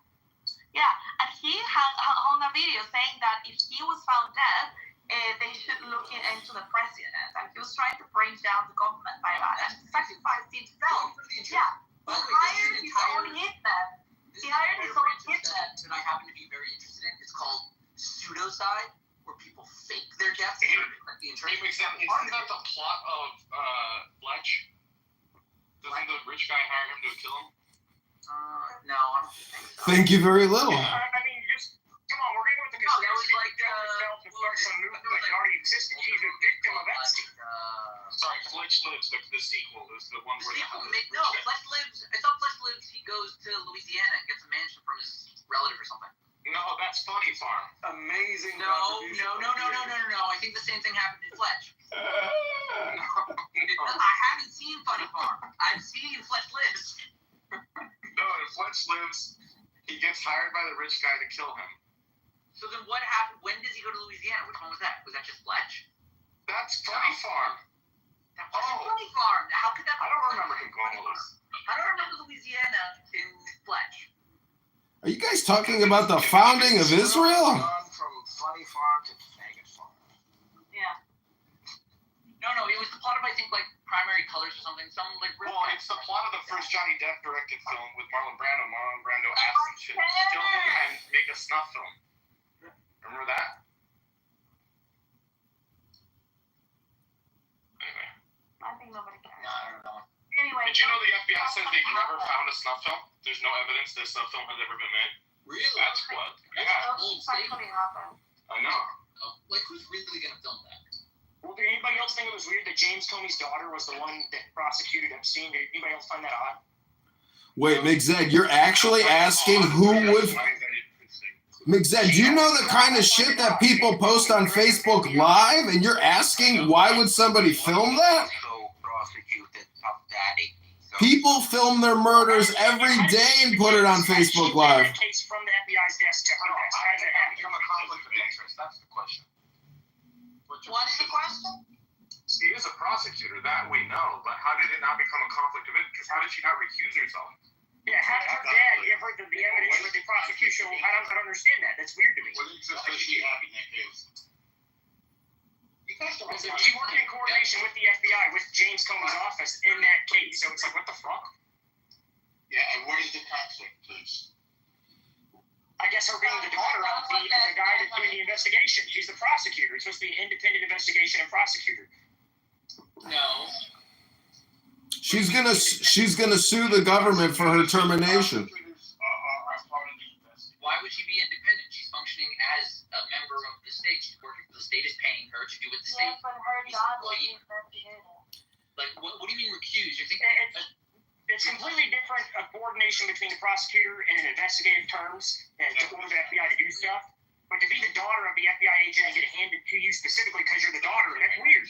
There's over 100 federal prosecutors that could have taken the case in New York City alone. If her father broke confidentiality for whatever reason, was sharing explicit information about Epstein with his daughter, but you'd have to show that. And he was posting fucking murder signals on his Instagram, bro, for Trump. What? Comey was. You know, with the pebbles on the beach? Yeah. No? No, I don't know. It's just weird because let's admit this: prosecutors are not selected by somebody who says, I'm going to pick that person. They're random. It's a random system that says this person's assigned. How does it assign James Comey's daughter randomly? How does that happen? Come on, James. You know how things work in the real world. Twice. Was a coincidence? Listen, they tried to blow Trump's fucking head off, James. They tried to kill Trump. Do you think that these people are like, you know, if anybody in this room thinks that there isn't a conspiracy afoot and has been afoot, and Trump isn't the victim of it, I mean, does anyone here think that the assassination was like a WWE wrestling match? No. It cut his ear. They have photos of the bullet whizzing past his head, and the kid died, and he was a crazy. Where's the scar? How are you going to say that was like manipulated? I'm being facetious, but what the fact is, there was a coordinated effort with Russiagate and so much other shit that it's too much information to even contend with this at this point. But Comey is a piece of shit. And if anybody here thinks that Comey's not a piece of shit, I mean, raise your hand. Put a 1 in the chat if you think Comey is a piece of shit and his daughter is most likely a piece of shit. Put a 2 in the chat. I mean, you can defend the legal profession all you want. These lawyers have a license to steal. And Comey's daughter is most likely a piece of shit. You know what? How corrupt it all is. In Guatemala politics, this stuff happens every day, and you know it's corrupt, and you know it's not. Where, in Guatemala? Yeah. They tried to kill you, Issa. They tried to kill you. Me. But in America, you always call it a coincidence. They know who they were fucking with. Well, that's exactly, Dia, you got a great point. It's always coincidence. It's always an accident. It's always uncoordinated or conspiracy theory. It's like, it happens all across the world. We're not immune to always corruption. Even in Guatemala, where we're very incompetent, we're able to pull this shit, you know, so how would you not be able to? Well, do you remember the assassination of that fucking lady at her house, the former speaker of the House? That was done by an EMP. That was a private military corporation's employee. He was the CEO of a fucking, what do they call it, mercenary group. And then he walked a to a Democrat's house and shot her point blank in the head and then killed her husband. And then it went around town looking for other other elected officials to go kill them. We're at an active war. Guerrilla warfare is happening. They are killing each other. Gordon Campero got shot. Ashley Babbitt got shot. That lady got shot. There's blood spilled. They raided Trump's house. They raided Giuliani's apartment. They raided the Department of Justice. Comey, Mueller. He feigned at the end when they were asking him questions. He pretended that he had dementia. That's such a classic way to deflect McZedis to go, who's they? That's not a deflection. You said they. Who? It's the deep state, basically. There's two sides. It's Israel. It's not just the deep state. It's actually. They're on either side either. I want to make that clear. None of us are part of it. It's actually. Two sides that we don't know that are fighting each other and killing themselves. Yeah, I bet that Diego is not talking about. Pretty sure there are 8 billion sides. Yeah, that's the thing. Is it's actually individuals and people playing games with other people. And that's the problem. That's Diego's point. It's not just individuals. It's not a coincidence that a private military corporation mercenary shows up at a fucking elected official's door with blue and red lights and the police officer and executes him. That's not a fucking coincidence. We really need to start teaching civics in public schools again. Yes. Why did they kill the Boeing guy, the whistleblower? Who is they? You know who they are. Wait, why did they kill Jeffrey Epstein again? They did not kill Jeffrey Epstein. Epstein's alive on the island underneath the awning in the. They didn't kill Jeffrey Epstein. Listen, Epstein definitely had his fucking head ripped apart and then he was hung. The 3 minutes from the video stitched together. I mean, it's pretty conclusive that video footage they put out was fake. Of course. And did you see how the frame moves? When you just clip out footage from a video, you just see how it jumps in the numbers in the clock, but you don't see how it moves the camera. Here, the camera just changes the frame. Well, then it begs the question, though, if you really think everything they put out is fake news, I mean, and you're on here talking about it, like, do you still eat breakfast, take a shit, go to the gym, put your clothes on? Like, what are you going to do about it just by talking about it on a social audio chat app? Like, how big of a stroker are you until you realize that this is like a huge waste of your time? This is a woman, she doesn't take a shit. I mean, James, you're running for Congress again, right? Yes, I am, totally. And I will continue to do so until I sit that seat. I think... James, what's it been like going up against the local political apparatus in your area? It's actually not that hard. It turns out that nobody really knows who the fuck these people are when I walk around. It seems that there's a complete vacuum of power when it comes to the bottom, that people have no idea who their congressman even is. Yes, but that doesn't bode well for you trying to find the people that do care about who their congressman is, because those are the people that actually vote. Well, you would think so, but I came in second place through word of mouth as an Uber driver who just walked around telling people, hey, I want to be your congressman. I came in second place. That's because I told them I am here. Or they don't know who their congressman is. They only clicked it because the fucking little asterisk name.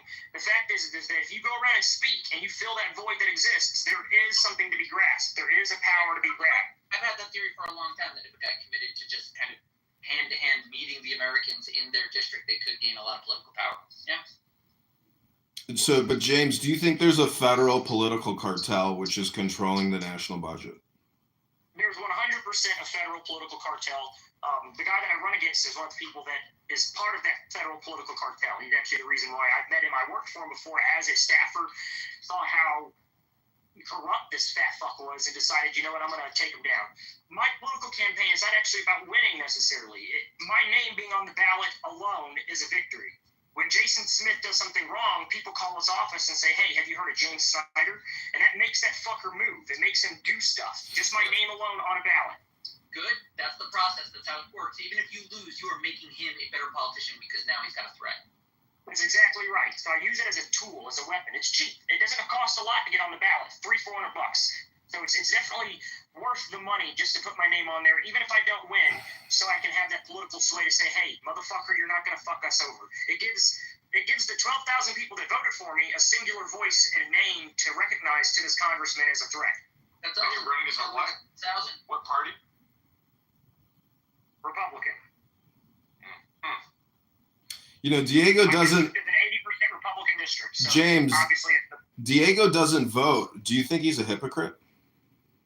Yes, I think you're a hypocrite 100%. You should definitely participate. What's it for me? Country. I mean, Diego, you know how pathetic it is? I mean, how can you giggle like a little schoolgirl? You're not a patriot. You don't have any affinity to American history. You don't have any respect for this country. You're that big of a little giggler? He's like one of those Mexicans protesting for illegal immigration. Actually, have you gone to any protests, Diego? Yeah, he denies the validity. I've been benefiting from the lower traffic. Have you guys seen that in the news? No, what? Like the traffic has eased up back here. I can get across town real quick now. Because it's summer or because of the congestion racing? No, because I heard that it's because all the illegals are hiding right now. No? Oh yeah, I heard that in the news that the traffic has like crazy easy now. Karen, out there, like they're Karen Bass has essentially put them on COVID-19 lockdowns and is issuing them cash payments. It's pretty crazy. I thought that was funny. Yeah. No, but it's really so. Like I get yesterday, I went in the middle of rush hour traffic. I got to the airport very quickly. You know, I thought it was going to take me hours, and it was like pretty quick. To what, though? That was quick to get down to 405. He's like, instead of 2 hours, it was only an hour and a half. That's pretty fast for LA. Abby, welcome. Why do you think people on the internet have such a hard time wrapping their heads around Israel and AIPAC? I don't know. I was coming in to talk about the urban issues and how filthy Philadelphia is this week. I really am focused on that right now. It's called Democrats, Abby. Abby, I'm leaving Philly right now. I was in Fairmount Park. It was just disgusting. It's how disgusting. I mean, they used to call it Philadelphia, and then it like really cleaned up. But they had a garbage strike, and then 911 workers were on strike. I mean, it was just insane. It's so dirty. Every street is dirty. Like there's still trash not emptied, but like just garbage in the streets, dirt in the streets. What the hell? Democrats, yes. Is there any other explanation other than liberal Democrats which control your city? Come on. Hey, no, there is no other explanation. The other place I live has a nice governor that's a Republican and a sheriff that's a Republican, right. And it's clean. What a difference! It's what do you think about Somali running for government in Minnesota? Oh my God! Did you see what that guy looks like? He said the greatest danger to the Somali people are white men. They say. And he says he wants to build a bridge from Somalia to the U.S. It's the same talking point. I hope he really said that. Here. Is he just said that he wants to bridge the relations? Is he Ilhan Omar's brother? Over Africa. Is this the brother of Ilhan Omar? We haven't met yet. Listen, white structural racism and climate change are interchangeable in their lexicon. These people are communist domestic terrorists. They're liars and propagandists, and they stir the pot every single day, every single way. Chicago's mayor is an absolute stinking pile of human shit. So how do these people get elected like they do? I think it's election fraud. Wait, is this mayor worse than the idiot you had before? It's basically a mutated appendage from Lori Lightfoot, and he is a history professor. The school budget has a $700 million deficit. The city is not going to get the money from the federal government this time around, and they're panicking. But everything is white structural racism and climate change. These people are not leaders, and the reason why they're there is because it is a political cartel in Chicago, and it's election fraud. Okay, how about having a mayor that can't spell the name of the sports team? So I share that one with you, the Philadelphia mayor. Do you know that? No, I haven't seen him in the headlines. Her, and we have a chant, like the team only won the Super Bowl, so we have a chant where is this the Asian woman? The name of the team.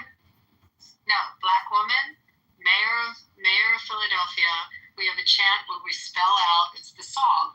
We spell out the name of the team. She could not spell the team. I'm going to leave it at that. So now, when you go to a football game, everyone chants it, and we misspell it now on purpose. But that's what we're dealing with. Wow. I mean, there's a very good chance that Mamdani wins the mayorship of the largest, most important city in America. You know what, Edmund? In a way, I kind of hope that he does, because I think that things will only get better when people are really get a taste of what deep shit. Well, Issa, you probably don't even know who the other candidates are. I mean, do you know who Curtis Sliwa is? Eric, the current mayor, and Cuomo says. Okay, well, what about the third guy? His name is what? Curtis what? Well, that's because the media doesn't want you to know who the third candidate is, and he's a Republican. What is the third candidate? This guy's a patriot of New York City. He's fought for the homeless, the destitute, the raped, the murdered. Yeah, look him up. His name is Curtis Sliwa. I was looking at the numbers for New York, and it's a pretty close race. I mean, I think that a Republican could take. People are talking about him right now in this room. A Republican cannot take New York City. I mean, I don't know. I've been looking at it. I mean, 100,000 votes is the difference between 1.2 million people that vote. Guys, Bloomberg was an independent when he ran. Just reminding you. Yeah. And a billionaire independent. Yeah. You can only. Giuliani ran as independent? No, Republican.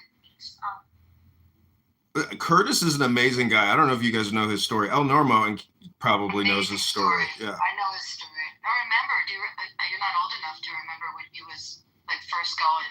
The beginning of the what we called vigilante. No one really knew what to call it then. But Guardian Angels were amazing. The Angels, yeah. Yeah. Yeah, he's still at it. He's got those crazy berets.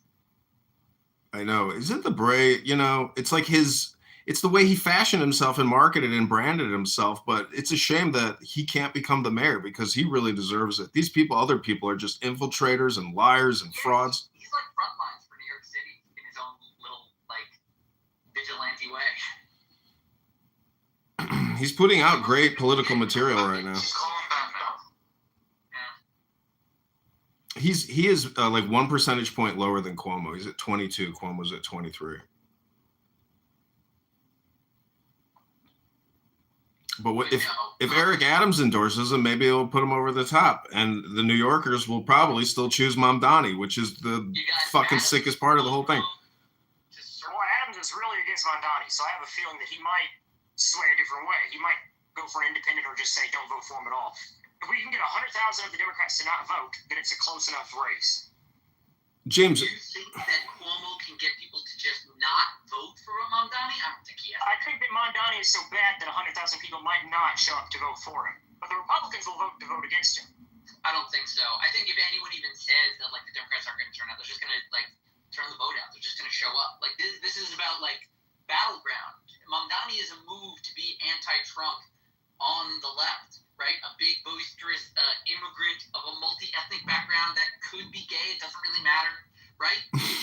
He married his girlfriend off of Reddit. But does that help Wall Street and the rich cats that live on Wall Street? Because he's a communist. That's a big fucking thing that's not going to help him. Who do you think the communists want to take over?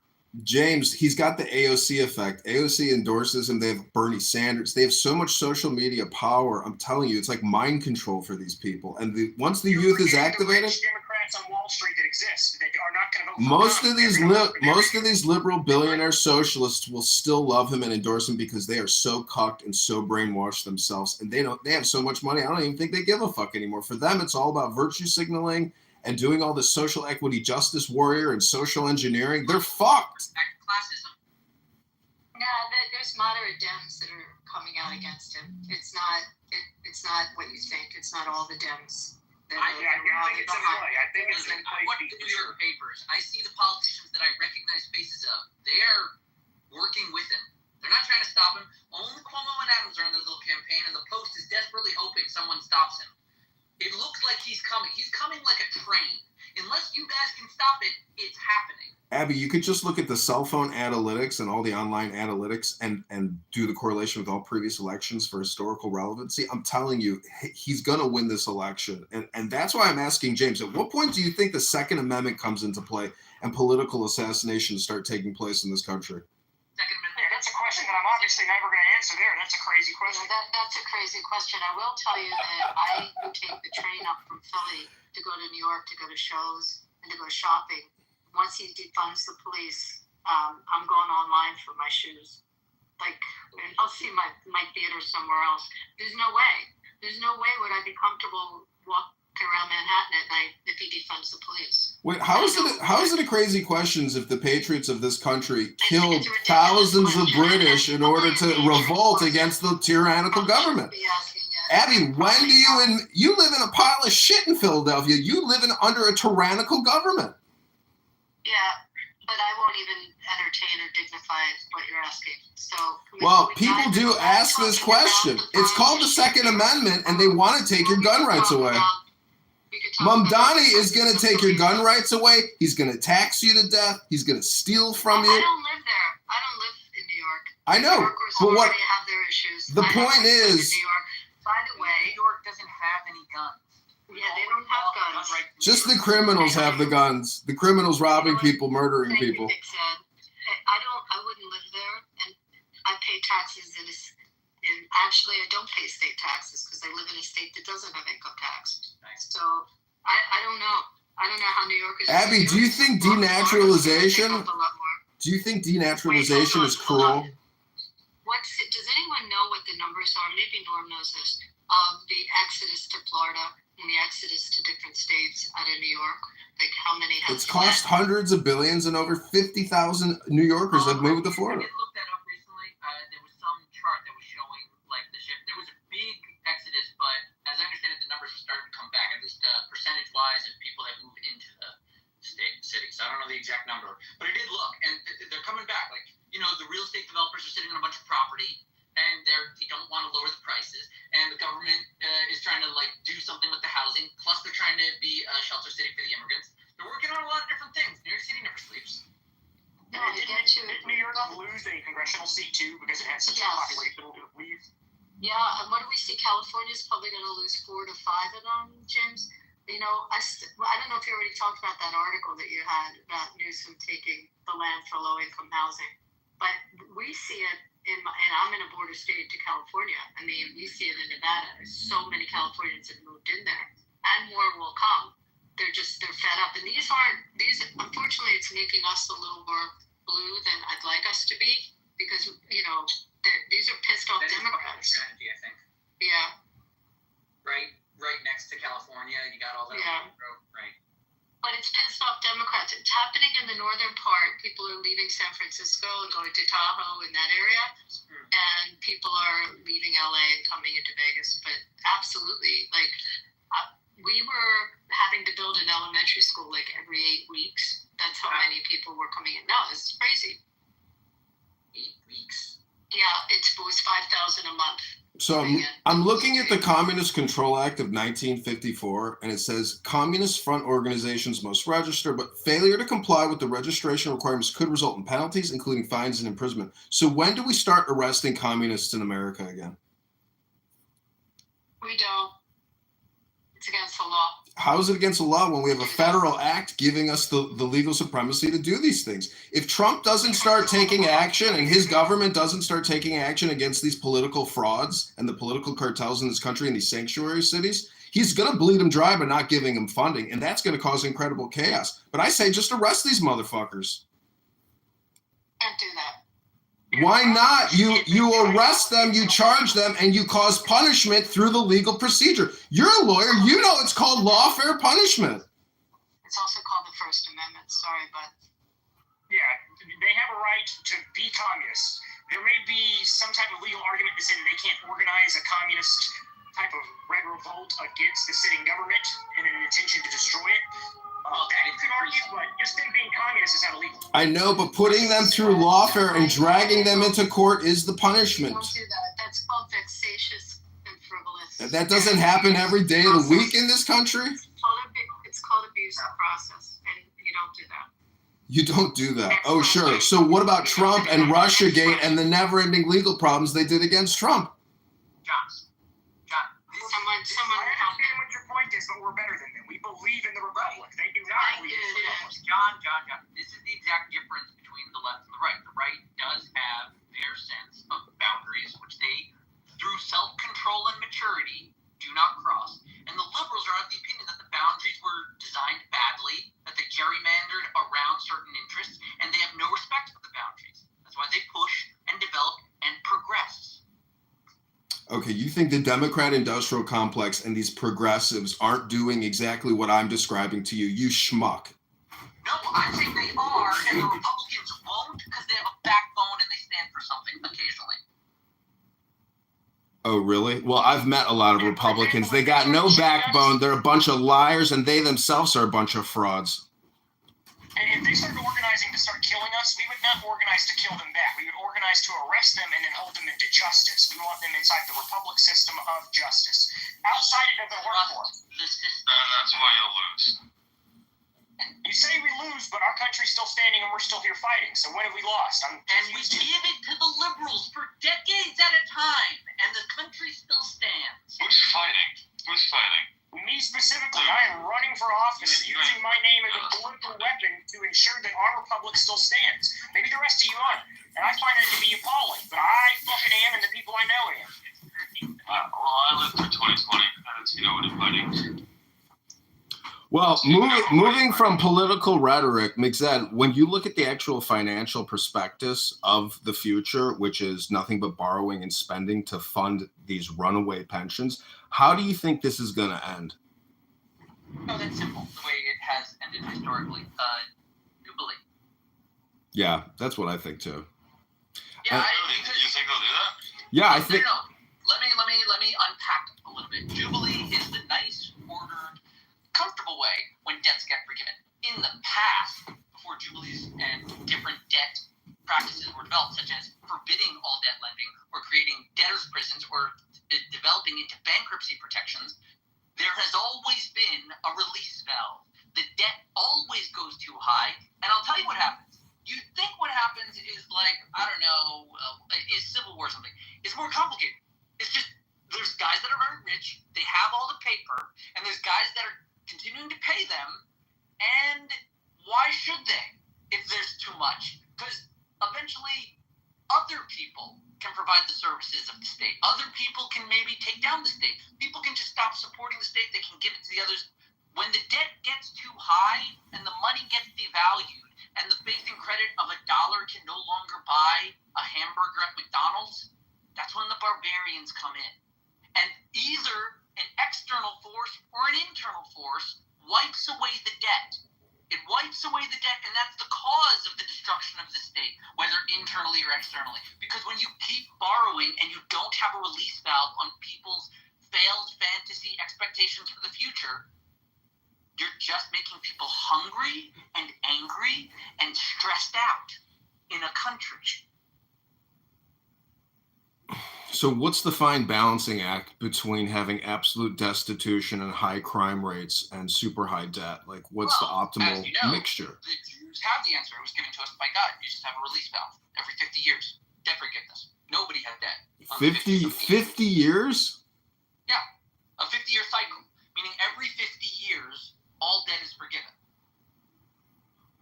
Which means, practically, from a banking perspective, speaking as the Jew here, you can schedule all of the debt. So what do you think, like 2050, 2051 is the Jubilee? That's pretty far away. First of all, Jubilee in the modern context just means like a debt forgiveness. But strictly speaking, it's more like bankruptcy, and it's scheduled. It's designed so that all of society is without debt in the 50th year. And that the small debts are given. Even the American court system has concepts of Jubilee in their bankruptcy law. I'm just saying that that's a big run. The value of the schedule is that when you know that your debt will not be collectible past year 3000, right? Like I give a loan in 2051. In 3000, like it's over, right? So the value of that is that in 51, you know that's a very long-term debt. We can give a low interest rate because it can go on forever, and if you pay it back faster, you'll owe less, but you can take more time because the interest rate is still running. So what do I care how long you take? Well, Mixed-Ed, yeah. I'm pretty sure nobody here has a DeLorean to go to 2050, but let's say we're at $100 trillion in debt in 2050. From a proper economic model, do you think right now in 2025 we should just continue what we're doing and not turn back? No. I think that some of the moves Trump is making, like I just saw today, that Trump said he's like cutting like $9 billion or something. I think those are all good. Like you should. I know, but we're still accruing $2 trillion in national debt every year. So it's just the numbers aren't there. Like they're not turning the ship around. They're not slowing spending. And the next administration is not going to, and the next Congress isn't going to. They're just going to keep borrowing and spending. Also, that debt is not like it's to everybody else. That debt is to us, the people. That's the government borrowing off of our dollar. No. Not always. There's only $7 trillion. They're not borrowing from the U.S. They take taxes. They take taxes in from the citizens. They borrow from whoever. Sometimes it's people that buy, like local citizens that buy it. Usually it's bigger operators, and then they are borrowing from them and saying, "I'm going to pay you some of the tax revenue I milk off of my citizens." Well, they borrow off of our dollar specifically. They inflate the dollar, print more money, and that's how they do the borrow quotation marks. I would say that that's straight up, like very clearly, like word for word. If you just look it up in the verses, that's a violation of a biblical law, just weights and measures, which, by the way, is part of the Constitution. There is a Department of Just Weights and Measures. It doesn't make sense that our dollars are not just weighed or measured. Well, if you go to US Debt Clock, there's 37 trillion in funded debt and 150 trillion in unfunded debt. The pension liabilities that the government has taken on and will have to pay out, it's totally bankrupt. So I guess I'm just asking, if you look at Massey, you look at Ron Paul, Rand Paul, Chip Roy, other congressional people in the Freedom Caucus that don't believe in limitless borrowing and spending. I mean, if we were to crush the borrowing and spending, and the economy did collapse, don't you think ripping the Band-Aid off is a better solution than kicking the can down the road? Definitely. I mean, especially when those people who are supposed to be getting their pensions in the first place are probably never going to get it in the end.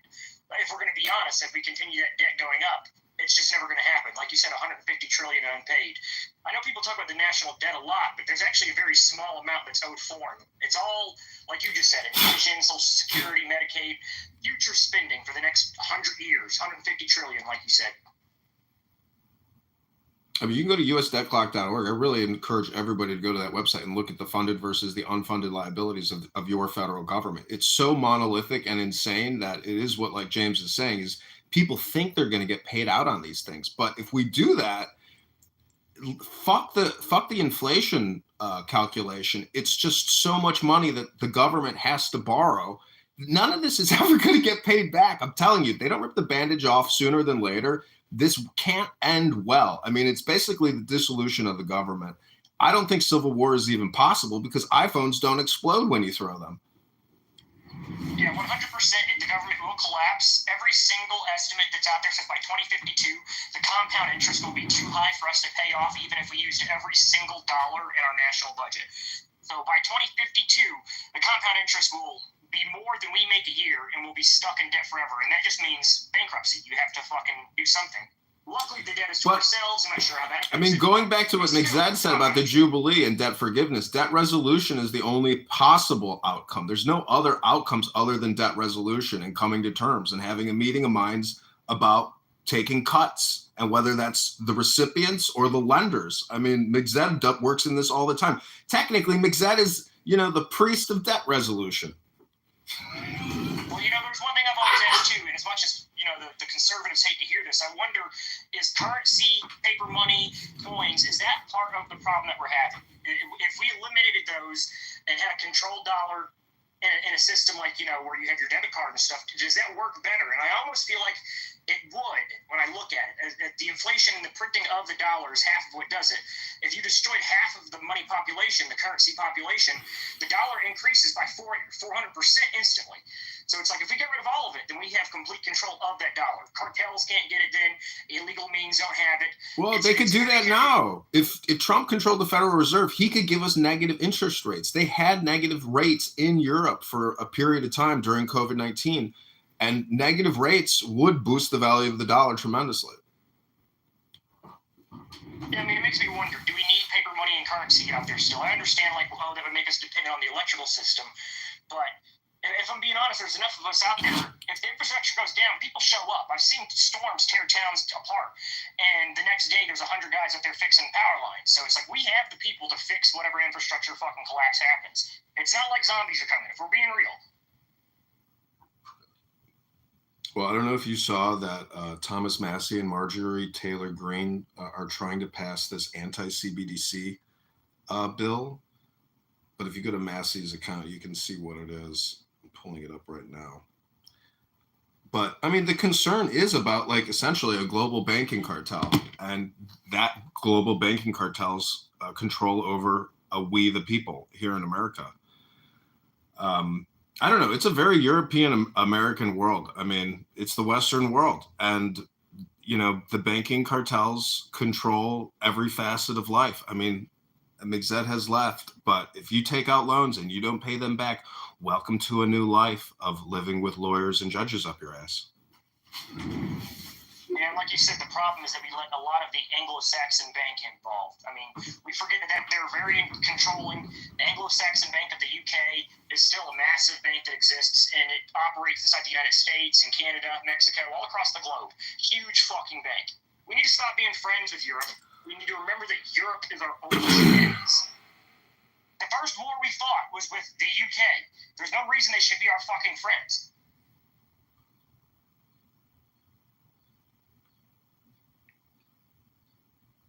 As George Washington said, we should not continue alliances beyond a temporary effect of what America values. It's amazing stuff. I mean, we should only be the ones that benefit from it, and once the alliance is broken, the benefit, it doesn't matter anymore. Military alliance should not stand. He preached against standing alliances, and that includes with the King of fucking England.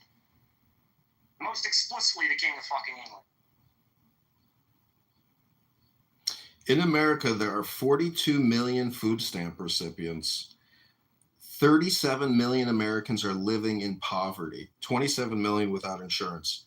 The debt per citizen in America is $108,000 per citizen, and the debt per taxpayer is $323,000. So that means there's one to three, meaning that there's only so many taxpayers. 2 out of 3 people are actually taxpayers.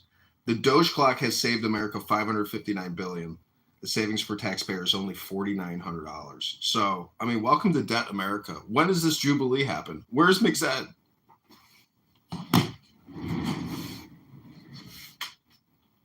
when you realize the people that are complaining with the debt up top, the reason they're not panicking is because they control the debt. The government is the one that's taking the debt out on us. It's our dollar, our value, us as the citizens that the borrower gets. When you look at the bonds and the things that they make up, the AAA plus bonds that they use as the debt borrowing, that's our bank accounts that they put into these bonds and leverage off as fucking loans to the government. So it's not just your taxes they take, but they are very literally taking your bank account funds and using those as leverage for funds to get from central banks. It's crazy fucking shit. It's why the banking, it's why the housing market collapsed back in 2008, because they didn't have regulations on contracts then. You could just write whatever the fuck you wanted and have them sign. They didn't have credit checks either. Okay, I want to cap off this comedy cake by saying that none of this would have been possible without women, Jews, and Black people. I think that's how every conversation in this house ends. Am I right, Issa? And where is Pepe?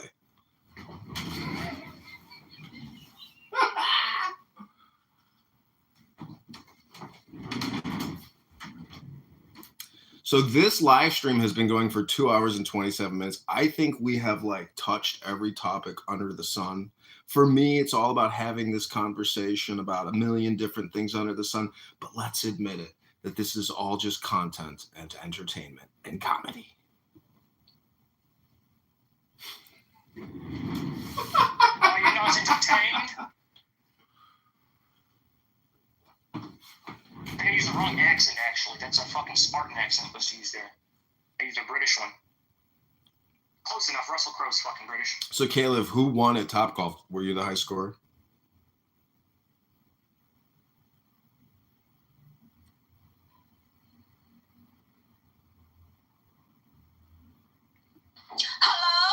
Hello?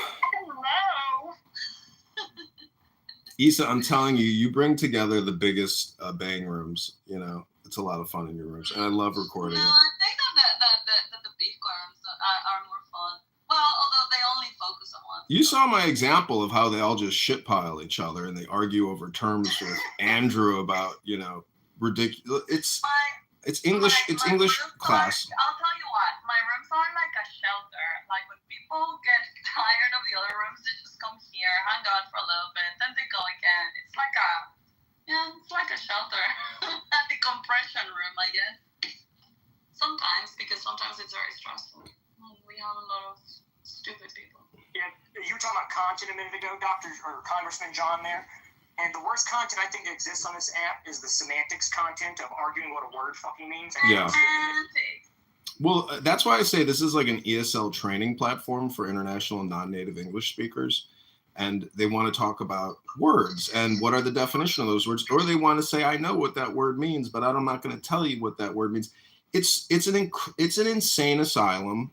This is like people digitally sheltered. I wanted to ask you, Edmund, since you have an unknown account, do you still get to react to speakers with the emojis? No, there's no Not interaction. anymore? I can interact with you on this account, obviously, but No. But I mean, when you're an anon, like I remember when they first launched them, they could do GIFs and they could do reactions. oh, you can change your emoji. That's one way to differentiate yourself. Is just your regular emoji, change. yeah. But what I mean is like this, for example. No. Speakers? Because initially they could react. Elle has a plus account. El Normo, have you used Anonymous and enjoyed being anonymous in a room as opposed to not speaking in a room but just listening? To be honest, It's not, because honestly, when you can't speak, it changes the experience for you. You're just a recipient of communication and you can't speak back. You should try it because you talk a lot. No, I can't, because in Europe they didn't launch it. It's just for US and Canada. Oh, that's too bad. Yeah, they don't have it here in Europe. Is it in the... Well, you're using iPhone, right? What? Are you using iPhone? Yes. Yeah, try getting a burner account in Android. That's probably the reason why. No, in Europe they don't have it. Okay, I'll leave it at that. Dr. Pepe, welcome to the room. This is Barely Friends. Epstein was objectivist. Dr. Pepe got roasted so badly. Dr. Pepe? Oh, what's the name of the drink, of the purple drink? Scissor. No, it's a Dr. Pepper. Dr. Pepper. So this is Dr. Pepe, and he even is purple. Look at his photo. Pepe, man, you were in that room yesterday. What was it, Lisa's 420 lounge yesterday? And, you know, you were being rather polite relative to other times, but then they roasted you badly. And they said that you're a racist and you're poor white trash. That's fine. It's what happens when you go in on a stage where people, you know, have much different beliefs than you. What do you think is so differentiating about your belief system, Dr. Pepe? Well, they're just like out on a mission to. What they were implying the whole time is that it must be that Trump is on the list and he somehow, I don't know, did something bad with children, but you know they didn't have any proof. And it's like, dude, I could come up with a million scenarios about a bunch of different people. Possibly, the British, a lot of people say Israeli, could even be in our intelligence services. I have no fucking idea. Neither did they. I just wasn't willing to commit to saying, oh yeah, it must be to even say that I had an answer for them. He's not releasing it. I just don't fucking know.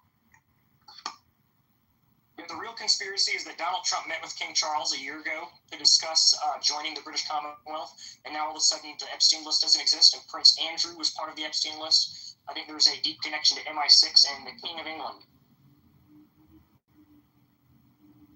MI6? Well, yes, the British CIA essentially. National Intelligence Agency. So all of them, I mean, everyone is involved. It's a big world. The Western conspiracy, 100%. It's a big world, you know, and we just live in a little bubble here, I feel like, in America. And we're not necessarily... You know why Prince Andrew wasn't prosecuted? Because he has something called sovereign immunity. In our country, apparently, the king can come over here, he could shoot a baby in the face, and we could not prosecute him. What the fuck? Well, it's a little bit like... ambassadors. I mean, you know, they get their special little license plates and immunity. Well, an ambassador doesn't get sovereign immunity necessarily. Sovereign immunity is reserved for like the heads of state, so presidents. But you can get diplomatic immunity even if you're not a diplomat. But if you commit a crime, like I don't know, like in Japan, for instance, there was a guy who I believe he beat the shit out of his wife, and he did just egregious shit. And Canada wanted to prosecute. Japan said, yeah, go ahead. We're looking at this immunity. You can do it. Well, there is a difference in diplomatic immunity and, again, sovereign immunity, which we have in our law specifically. So we have a specific clause called sovereign immunity, which grants prosecution and civil immunity to the King of England, the King of Spain, the Prince of France, because apparently the President of France is a prince. I didn't know that. But those people are explicitly named in the sovereign immunity clause. It's fucking crazy shit. Where they can commit any crime they want on foreign soil or on this soil, and we could not prosecute them. I'm not sure why we did it, but George Washington's in his grave fucking trying to fight out with his wooden teeth.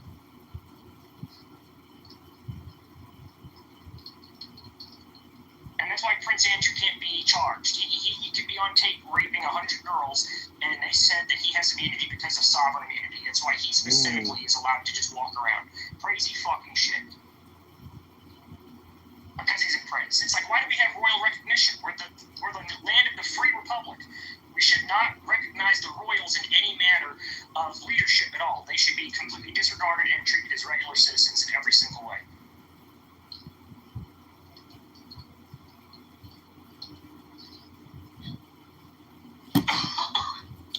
Well, anyways, you know, James, what's the last good book you read? The last good book I read was the book about the Hague Invasion Act and why we implemented it. I think it's amazing stuff, the Hague Invasion Act. What's it about? Well, the Hague is basically the ICC, the International Criminal Court, and the United States decided that we don't fucking like them. We don't like their bullshit. So if they ever arrest a U.S. service member or a U.S. citizen, that we will invade Norway and take it over to free them. That we will use military action to invade a NATO ally if they try to arrest one of us. That's how fucking serious we are. I fucking love the Hague Invasion Act. Beautiful stuff. And do you think it's going to be applied in 2025? I think that it is still the books, and they don't arrest U.S. service members or people like Bibi Netanyahu because that act specifically. There's a reason Bibi was not arrested for his ICC warrant, and it's because the Hague Invasion Act. Look it up. I'm telling you information. It's good stuff. It's amazing stuff. Fascinating. So, Dr. Peepee, what's the last good book you read? You ask me this question like all the fucking time, dude. Shut up. So what are you going to do today, Dr. Peepee? What's on your to-do list?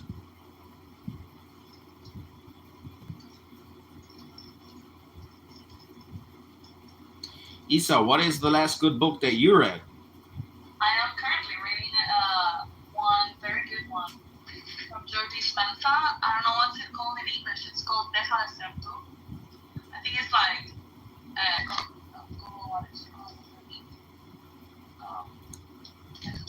El Normo, what is the last good book that you read? It's called Breaking the Habit of Being Yourself. That's what it's called.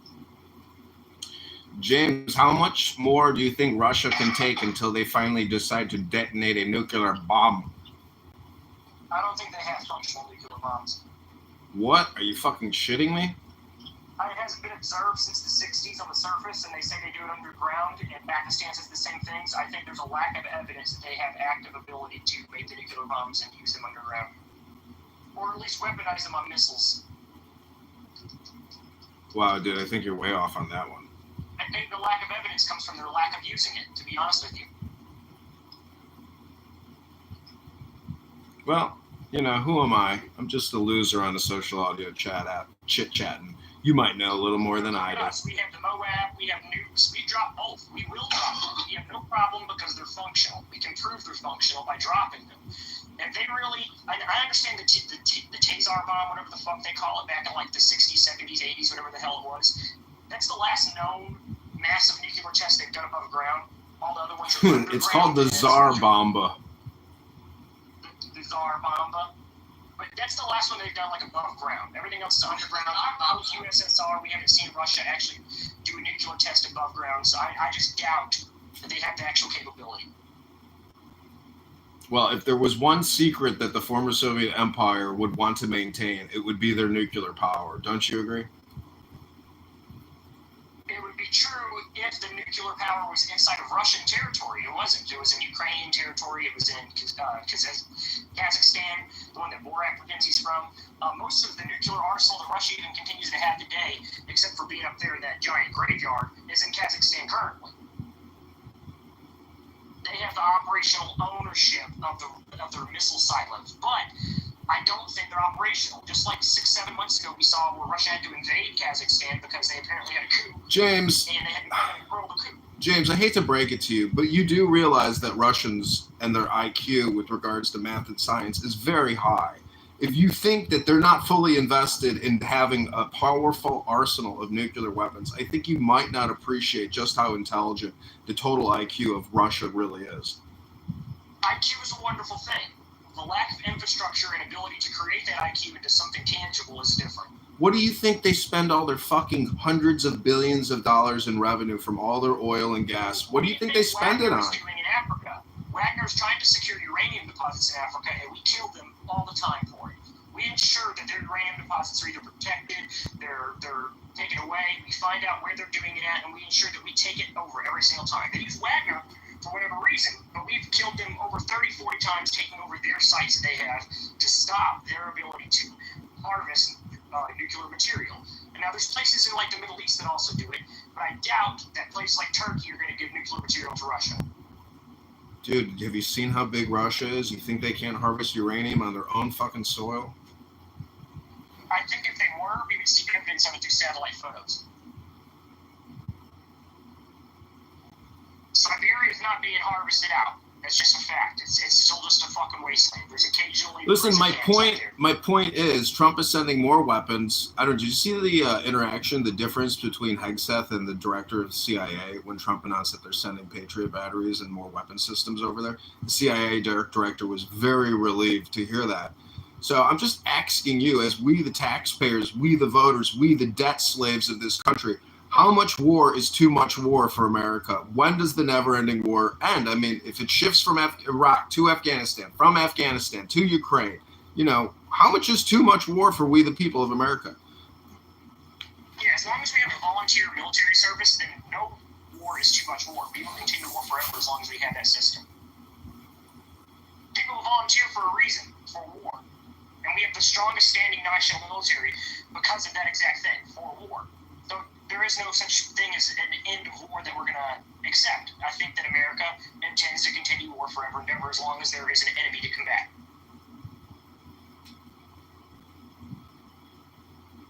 After all, manifest destiny must be achieved, and that's either achieved through political means, trade means, or military. 3 ways.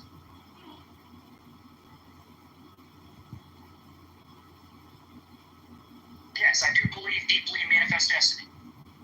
As George Washington himself did. I think he is the founding father and the person that we should all look to as citizens when we desire for a country to be better. Listen, I'm kind of a devil's advocate. I believe that there's not a speck of dust out of place in the whole universe, so that means that like perpetual war is most likely the optimal situational, awareness. Otherwise, you get caught with your, pants down. So thanks for answering all my questions, and I hope everybody in this room, has a great day. Health, wealth, love, peace of mind, happiness, and strength to you all. And, strength and courage, peace and strength. And I hope everybody here, has a great day. As long as the bandits exist right outside the campfire's light, then we're always going to need, spears to fight them off, period.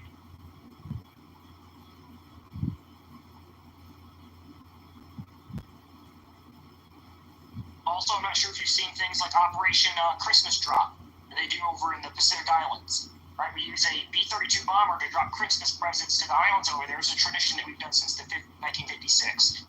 So we use weapons of war for something good. It's amazing. We drop medical equipment. Our enemies, as much as they threaten us, they do help us advance into a way that we can help ourselves better, stay protected from them and the world itself, and make the world a better place. It's good stuff. There's a reason we have these airplanes. They're not just for war.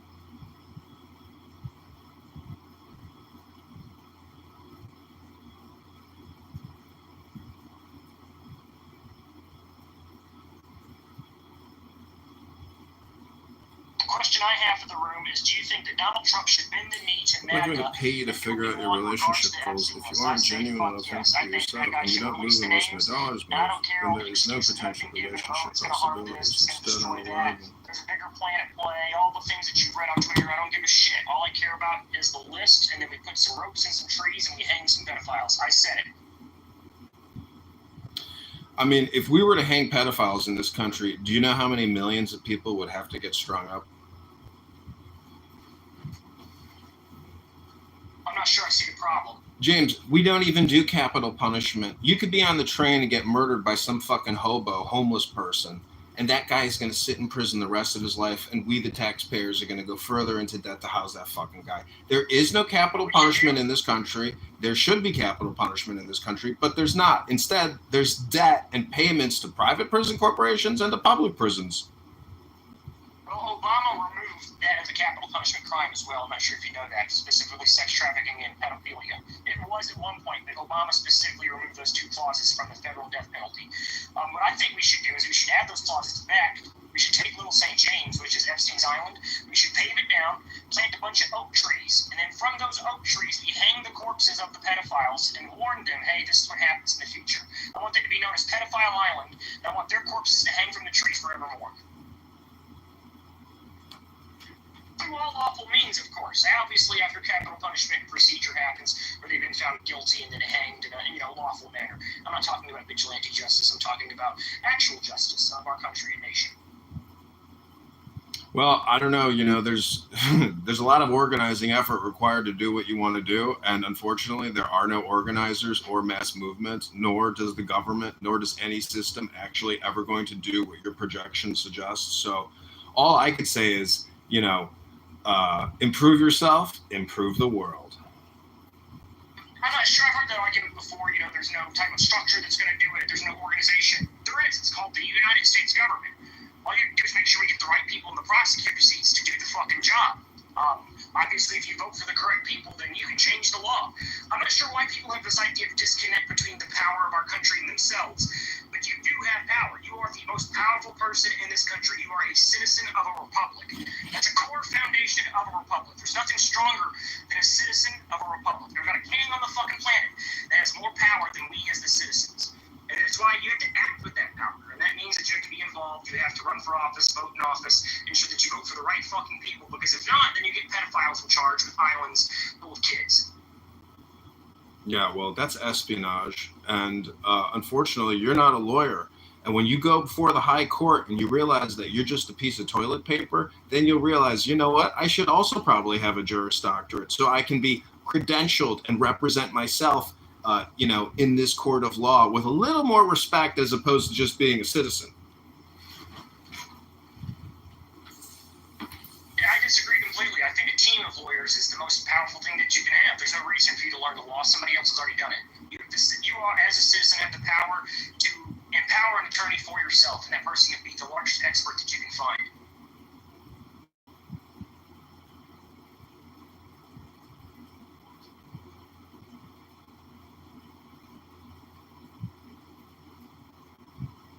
I do think it's important that we remember that, specifically as citizens of a republic, that you are the most powerful people in the entire planet. Every kings come here to beg for our guidance, for our approval on things. They come here to beg the citizens of this republic for everything that happens in the planet. There's nothing more powerful than you as a citizen. That word, citizen.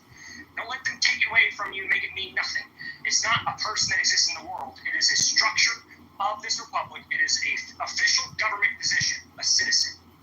So, James, how do we, the people, limit lobbyists from essentially padding the pockets of every congressperson so they keep passing omnibuses and sending us $2 trillion a year further into that?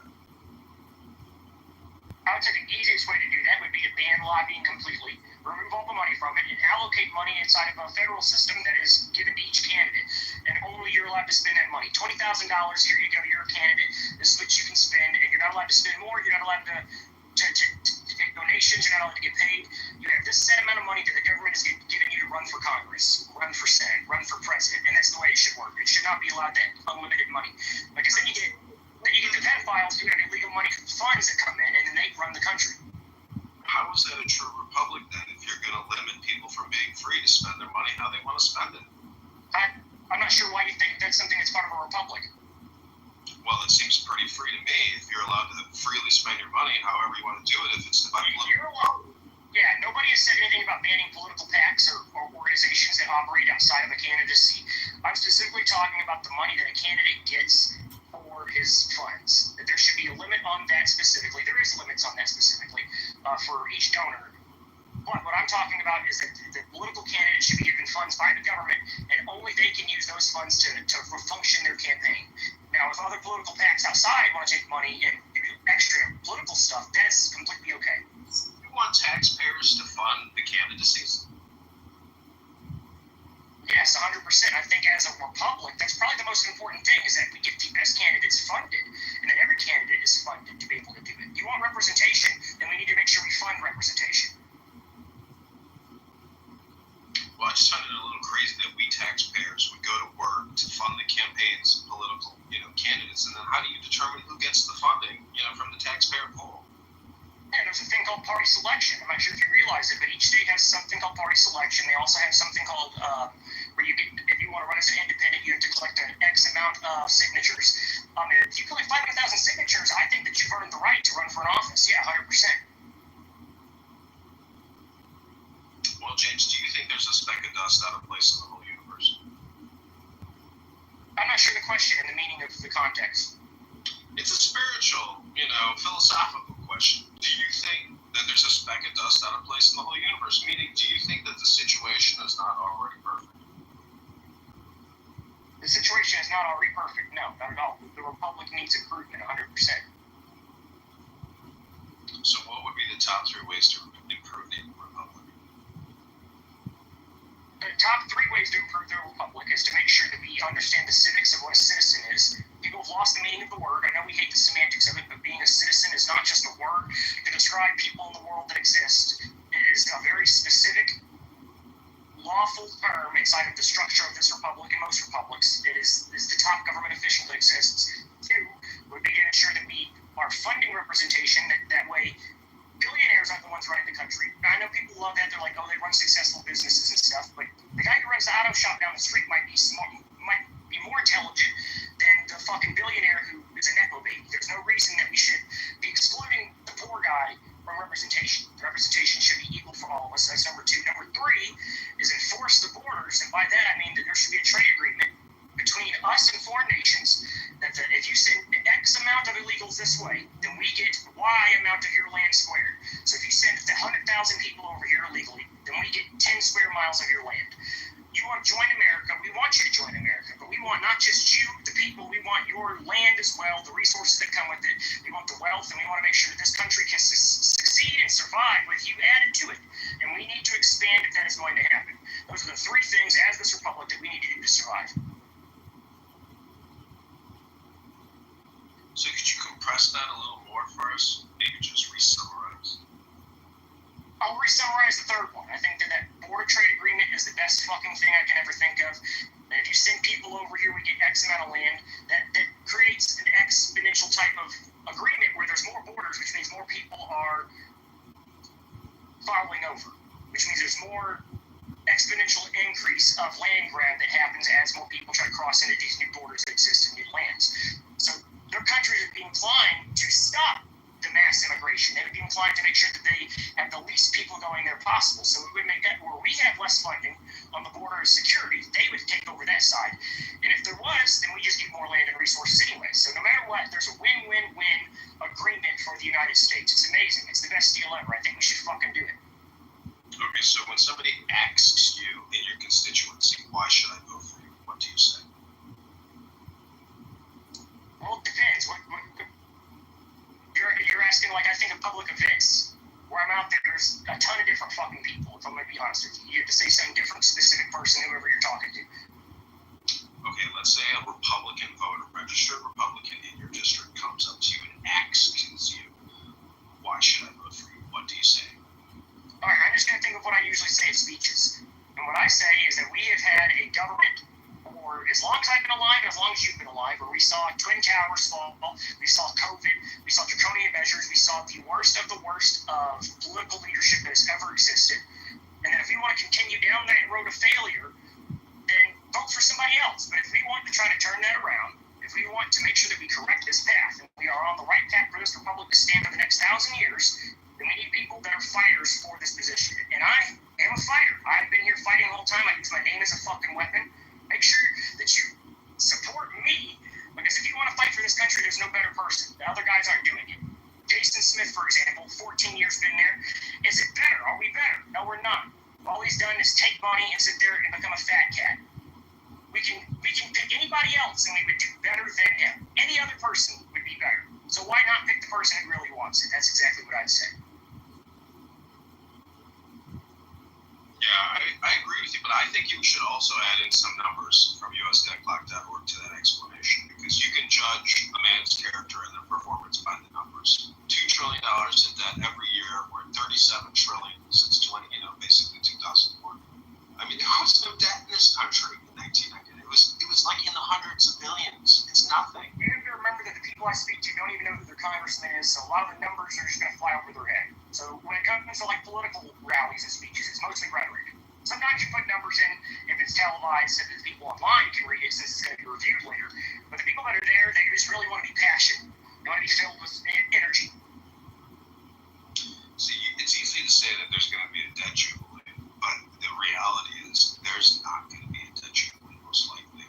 The chances of it are very small, relative. But if you look at how much debt has been accrued since 2000, the only reason why we don't have hyperinflation is because the world reserve currency is the U.S. dollar. They can't deconvert us basically fast enough. Everything is denominated in dollars. The entire stock market, hundreds of trillions are denominated in dollars. So we do live in this very protective bubble and island, which hasn't been broken, economically or fiscally, but it's basically already here.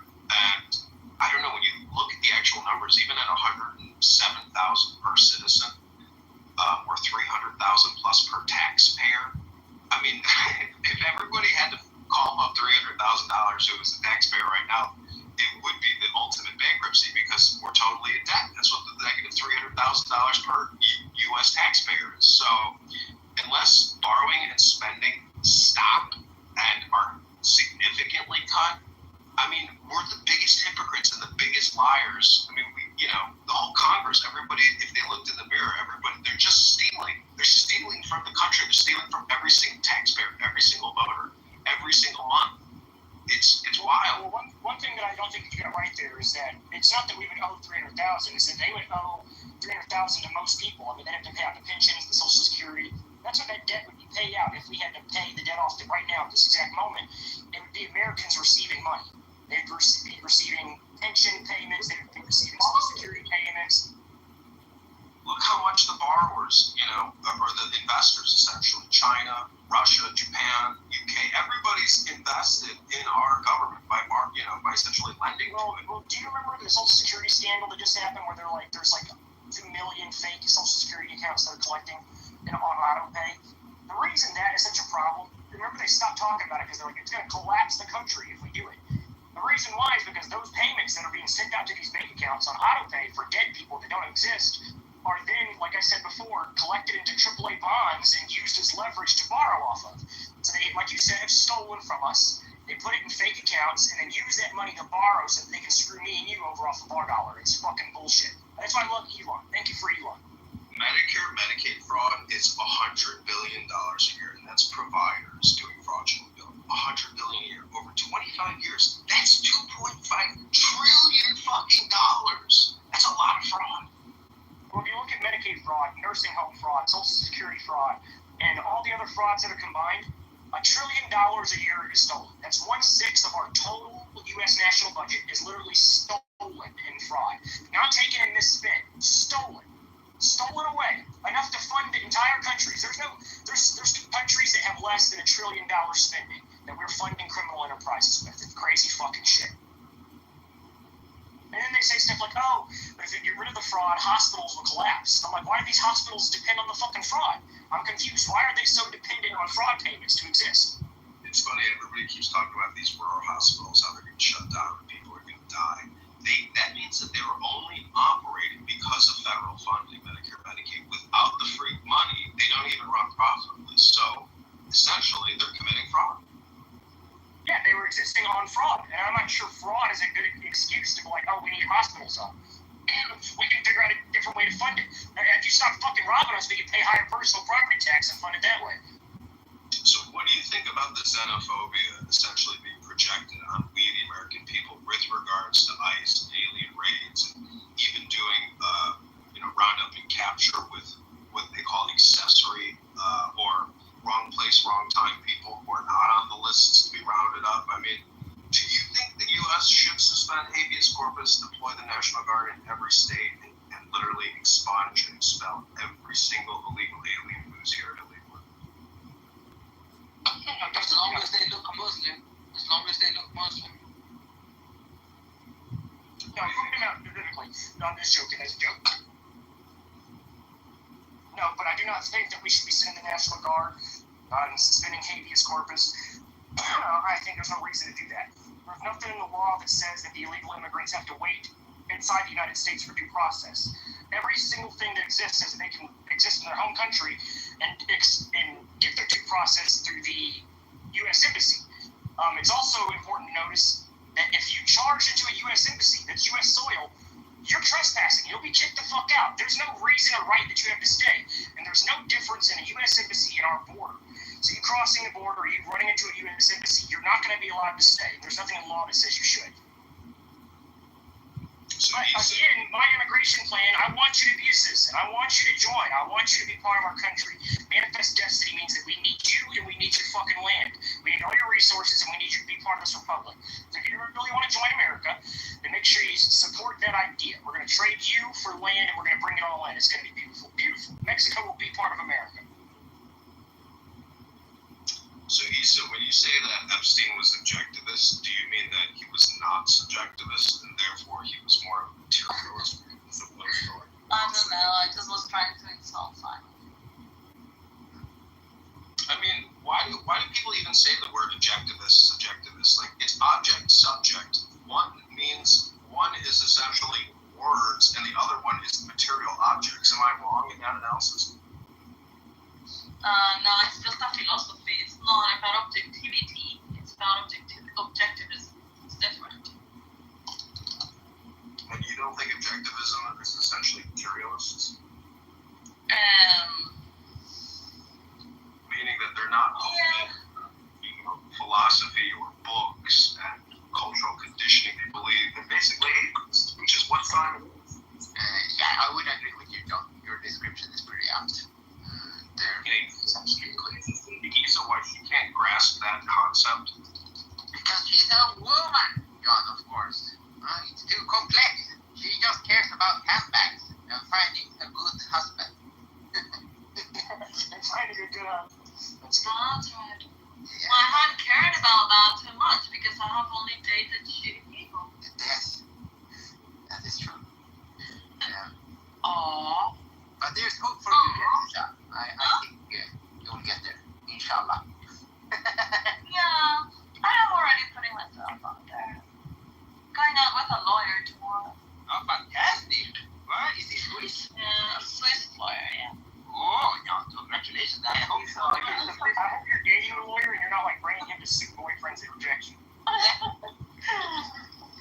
you like a dominant person, or you like? No, I'm not. But I sometimes find like he was. I mean, like, also I am a little bit torn because he's from my industry. He's a sports lawyer, and we have too many friends in common. I met him like 2 years ago, actually, in Bucharest. And I met him, and then, well, yeah, I don't know, like, I connected with him, but I was thinking more like professionally. Yeah, but lately we reconnected, and he's been asking me out, and yeah.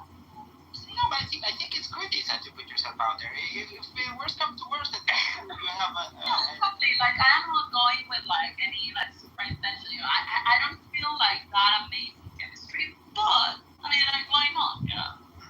We'll see. We'll see what happens. Hopefully, you know, whatever comes out of it, it's bound to be positive. Yeah, I mean, in case, I mean, like, it doesn't have to work out, you know. It doesn't work out, like, I mean, he's already a friend.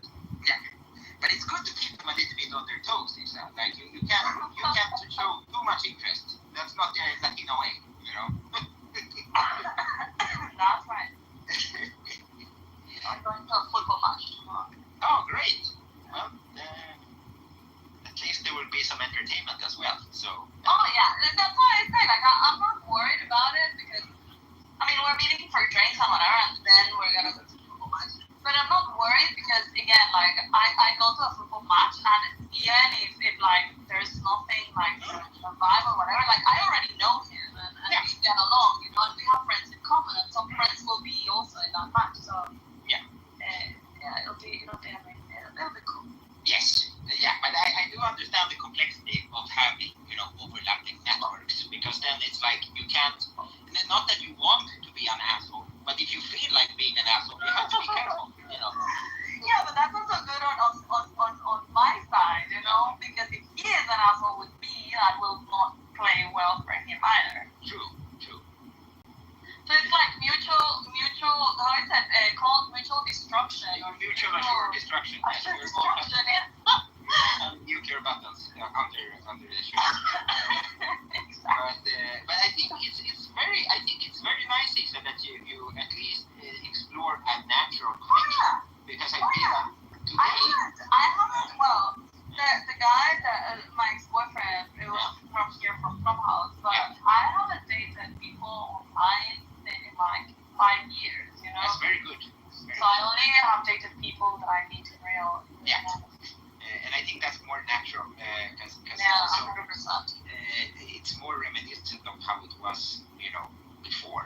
So people are more careful, not careful, but people are more courteous when you make a connection in real life, because you know, this swiping here and there, I don't think it's beneficial to anyone, really. I think it's so good on you, Isa. I'm not kissing your ass just because I was newsberging before. It's just I think it's nice to hear, you know. Yeah. Anyways, guys, what about Bitcoin? Can we talk a little bit about Bitcoin? What do you want to talk about Bitcoin? It's just a little bit, Isa. I'm worried. It's my father's retirement, and I want to know if I'm going to have to support it financially. Yeah, true. That's very true. What else we have to talk about besides your dating? Well, I just want to see anything from my dating. Congressman, what was the last best book you remember reading? And why do you have 2 accounts? Because I was in the shitter. So the last book I read yesterday was The Tao Te Ching and the Tanya, and I was reading it in Abby Eba's room where Bussy was screaming at the top of his lungs, and I just read the book and talked over him. It's like doing a live exorcism.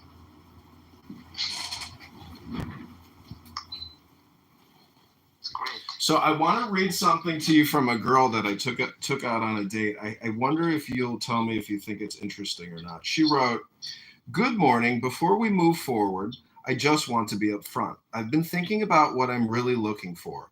And while I wouldn't call myself a sugar baby, I do appreciate a partner who's financially generous and stable. Some might call that gold digging, but I see it as knowing my standards. Just wanted to be real so we're not wasting each other's time. What do you think? I wrote, so you are a sugar baby, but not a sugar baby. Check mark. Well, I'm not a sugar baby. I am hoping to get married one day. I'm dating with intention and seeing what my options are right now. I have certain things I'm looking for, yes, but it depends on the person, our vibe, and long-term life goals. I wrote, I'm not going to pay you to figure out your relationship goals. If you aren't genuine and authentically yourself and you don't move unless my dollars move, then there is no potential relationship possibilities. It's dead on arrival. She wrote, that's okay. This is me being authentic. I like what I like and don't want to waste anyone's time. If that changes your thoughts about me, no worries. And good luck with whatever you end up doing in life. Heart emoji. P.S. You were technically my second kiss ever, so thanks. Regardless, you seem cool, so I'm sure you'll find someone more aligned with you. I wrote, good luck. I'm sure you will find the one you are looking for, but I doubt it will last. It's not a solid rock. It's based on flawed logic and wisdom. Your approach has no intelligence in it. I said, you are motivated by money, not wisdom. She wrote, thank you for your input. Wow. Yeah, you notice how her response, she's dating with intention. That's such a robotic, fucking, like, scripted response. That's a crazy thing to hear from a human being. I know. That sounds very much like ChatGPT wrote it for her. So yeah, that's pretty interesting. Yes. It sounded a lot like women speak like they're programmed by the internet, so they all, like, have a hive mind group speak type ideology. Just look at Sabrina Carpenter. All of a sudden, they're all fans. Look at that Labubu shit. What the fuck's a Labubu? I don't know, but all the fucking women love this Labubu now. It's like, holy fuck, there's a chip in their brain that just gets flipped immediately. It's an instant. You're here like nothing one day, and then the next day, it's all they talk about. You're like, what the fuck happened? Alex. But that's also a huge white pill, actually, James, because what it shows us is that women in general, they're just going to go with whatever is the current thing. So if tomorrow America became like a staunch theocracy where like women were they essentially handmaidens tale, they would just adapt because they're just going to go along with whatever everyone else tells them to do. So it means they are very, very interchangeable. They have very wafty morals, right? They can switch from one day to another, dependent on like how many people at the time currently share those values. So it's all about just surviving. And in this current era, where the culture has been pretty much destroyed, and it's just money and fucking materialism, then of course that's what they're going to do. But if for some reason magically tomorrow we were all going to church and everyone was just respecting their husbands, they would compete to kind of see which one would have the highest virtue in being submissive towards their husbands. So it's all changing all the time. So that's why you shouldn't judge them too harshly, right? So I think sounds bad, but actually pretty good. It's all up to us really to change it then. Well, I don't think you can change it, Alex. The only thing you can change is yourself. And I agree with you. You shouldn't even judge it, to tell you the truth. It's not even about harsh judgments or soft judgments. It's about non-judgment, meaning that it's more comedy than anything else, that people are so stupid and frivolous and materialistic, because that's also temporal and it's just not intelligent.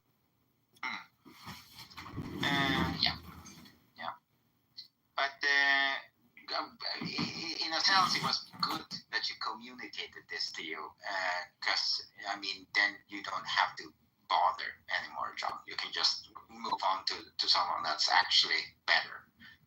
So we'll see. But it's also hard today, at least from what I understand, because I'm in a committed, relationship about to head into marriage, and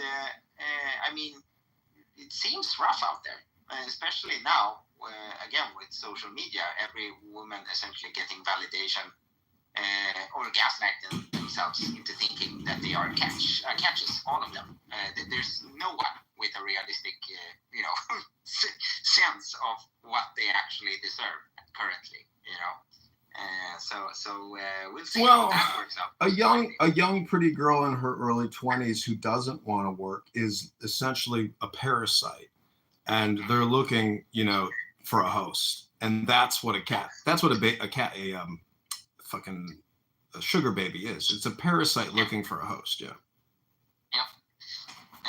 But again, she's just maximizing, what has been given to her. She hasn't earned it. It's just by virtue of luck, really, that she's in this position.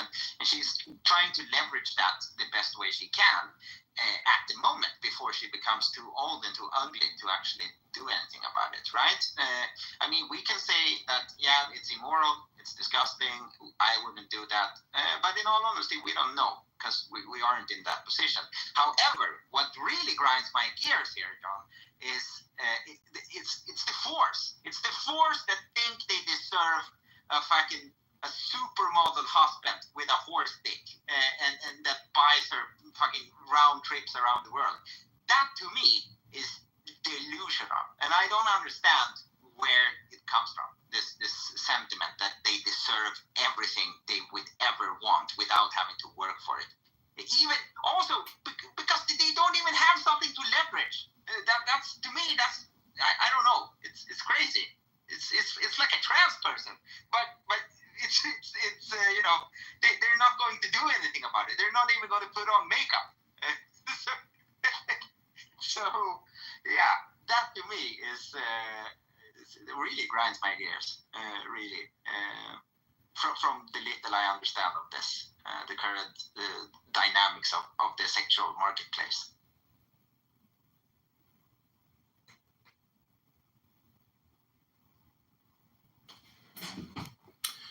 Well, I wrote her. I wrote.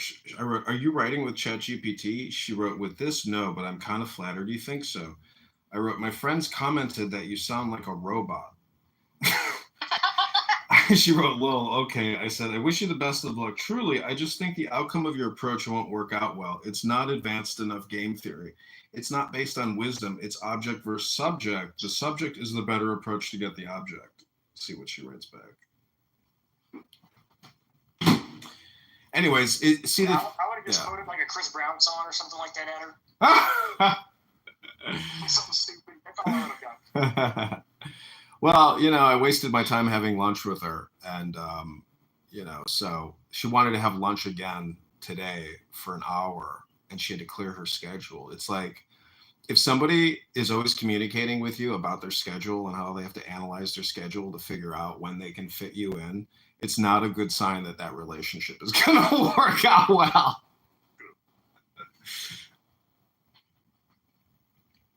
Oh, Mike Moon. Did you at least have interesting conversation with her, John, or was it just, ground up? Yeah, we had an interesting conversation. It was actually, I could tell she had tremendous anxiety. And she kept talking about how much she hates her parents and how she has no communication with them anymore because they're the worst people on the planet. But anyways, this is what dating life is like. To me, it's actually like coming on Clown House and you're actually acting as a therapist in a way for people to do their talk therapy with you.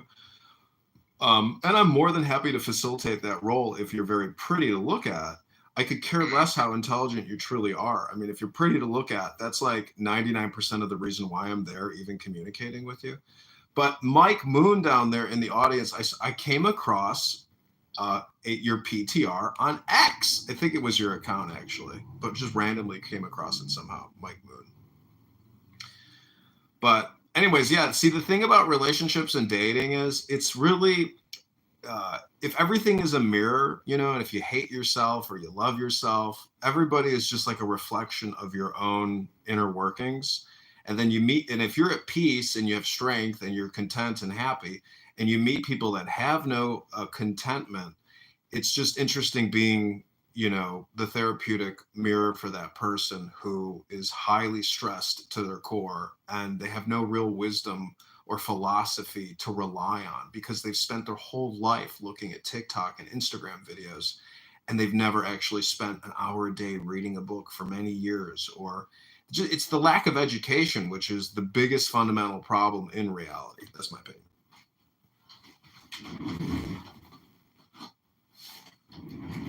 Precision education as well. I mean, giving people blanket educations is, how does it go, the Einstein thing? You can't teach a fish to do what a monkey does or some shit?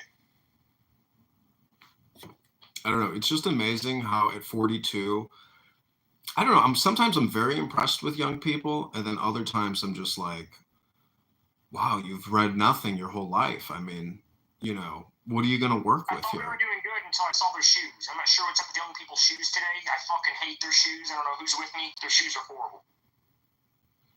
Look like fucking hooves. There's a health crisis as well with young people, and I think it's really because of the COVID-19 lockdowns, as well as the horrible diet in our system. You know, like it requires a lot of work to eat healthy because everything is completely ready for consumption. You don't even have to lift a finger, and so I don't know. Life is just a struggle, you know.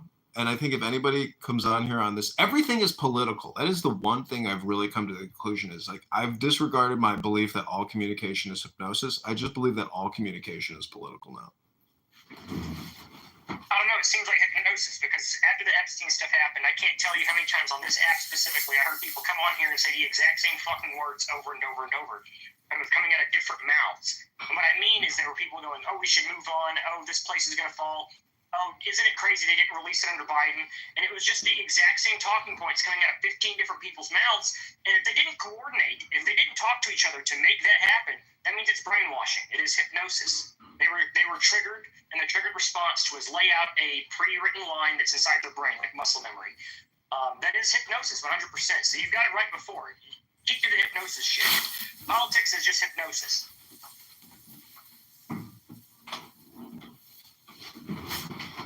Again, the trigger words or the trigger signs or whatever it is. It's the same thing like a dog. You tell a dog to sit and you hold your hand up.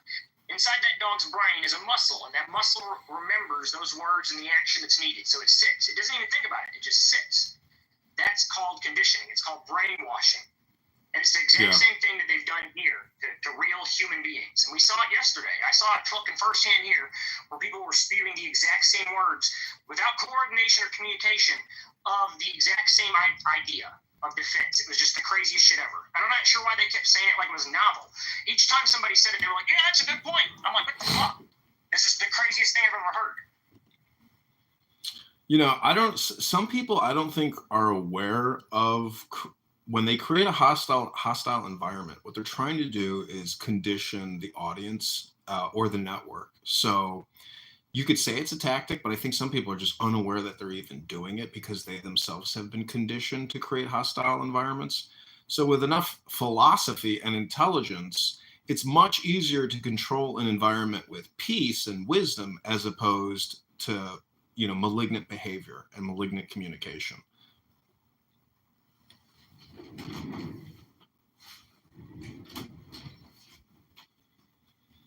There's always outliers within the network who are malignant, and I could be projecting here, but or they have horrible communication skills. There are people who are very aggressive when they are communicated to aggressively. So, you know, when Trump gets angry about the Epstein affair and he blows up at a meeting table, that's actually Trump not being wise. And it is the Streisand effect. Like, if you want something to go away, do not talk about it. Stop injecting it back into the public discourse. So in many ways, Trump is not a fully matured president.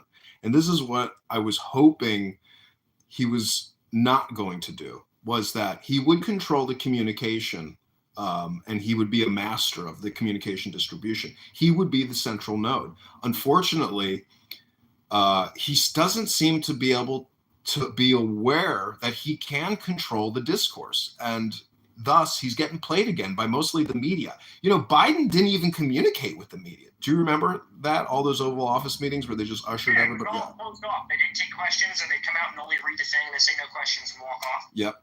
And you know, they didn't have to do that, but they allowed the president to get away with that. And Trump should just do the same fucking thing. He doesn't have, you know, he doesn't have dementia, but he can still control the words that come out of his fucking mouth, and he doesn't. Well, it's like I've been trying to tell people, it's not the list that's damaged Trump. Nobody thinks Trump's on the list. Nobody thinks he's protecting him.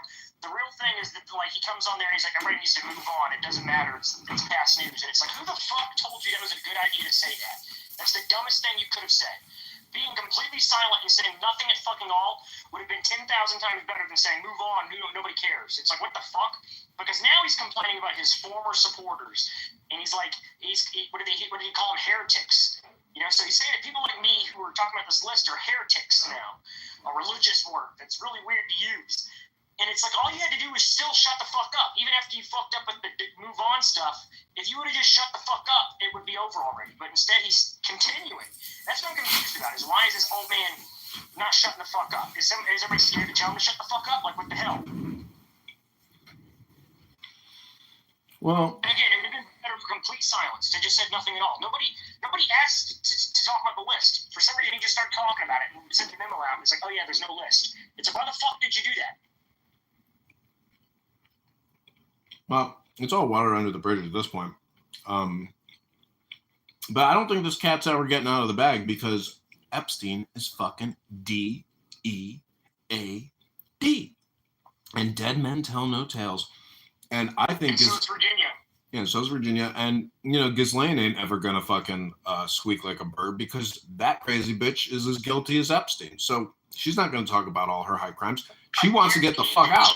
Have a TV in her cell. Yeah, I guarantee she gets out. I guarantee it. See, people forget who her dad is. Her dad is MI6 connected, Mossad connected, CIA connected. Like, it's a huge...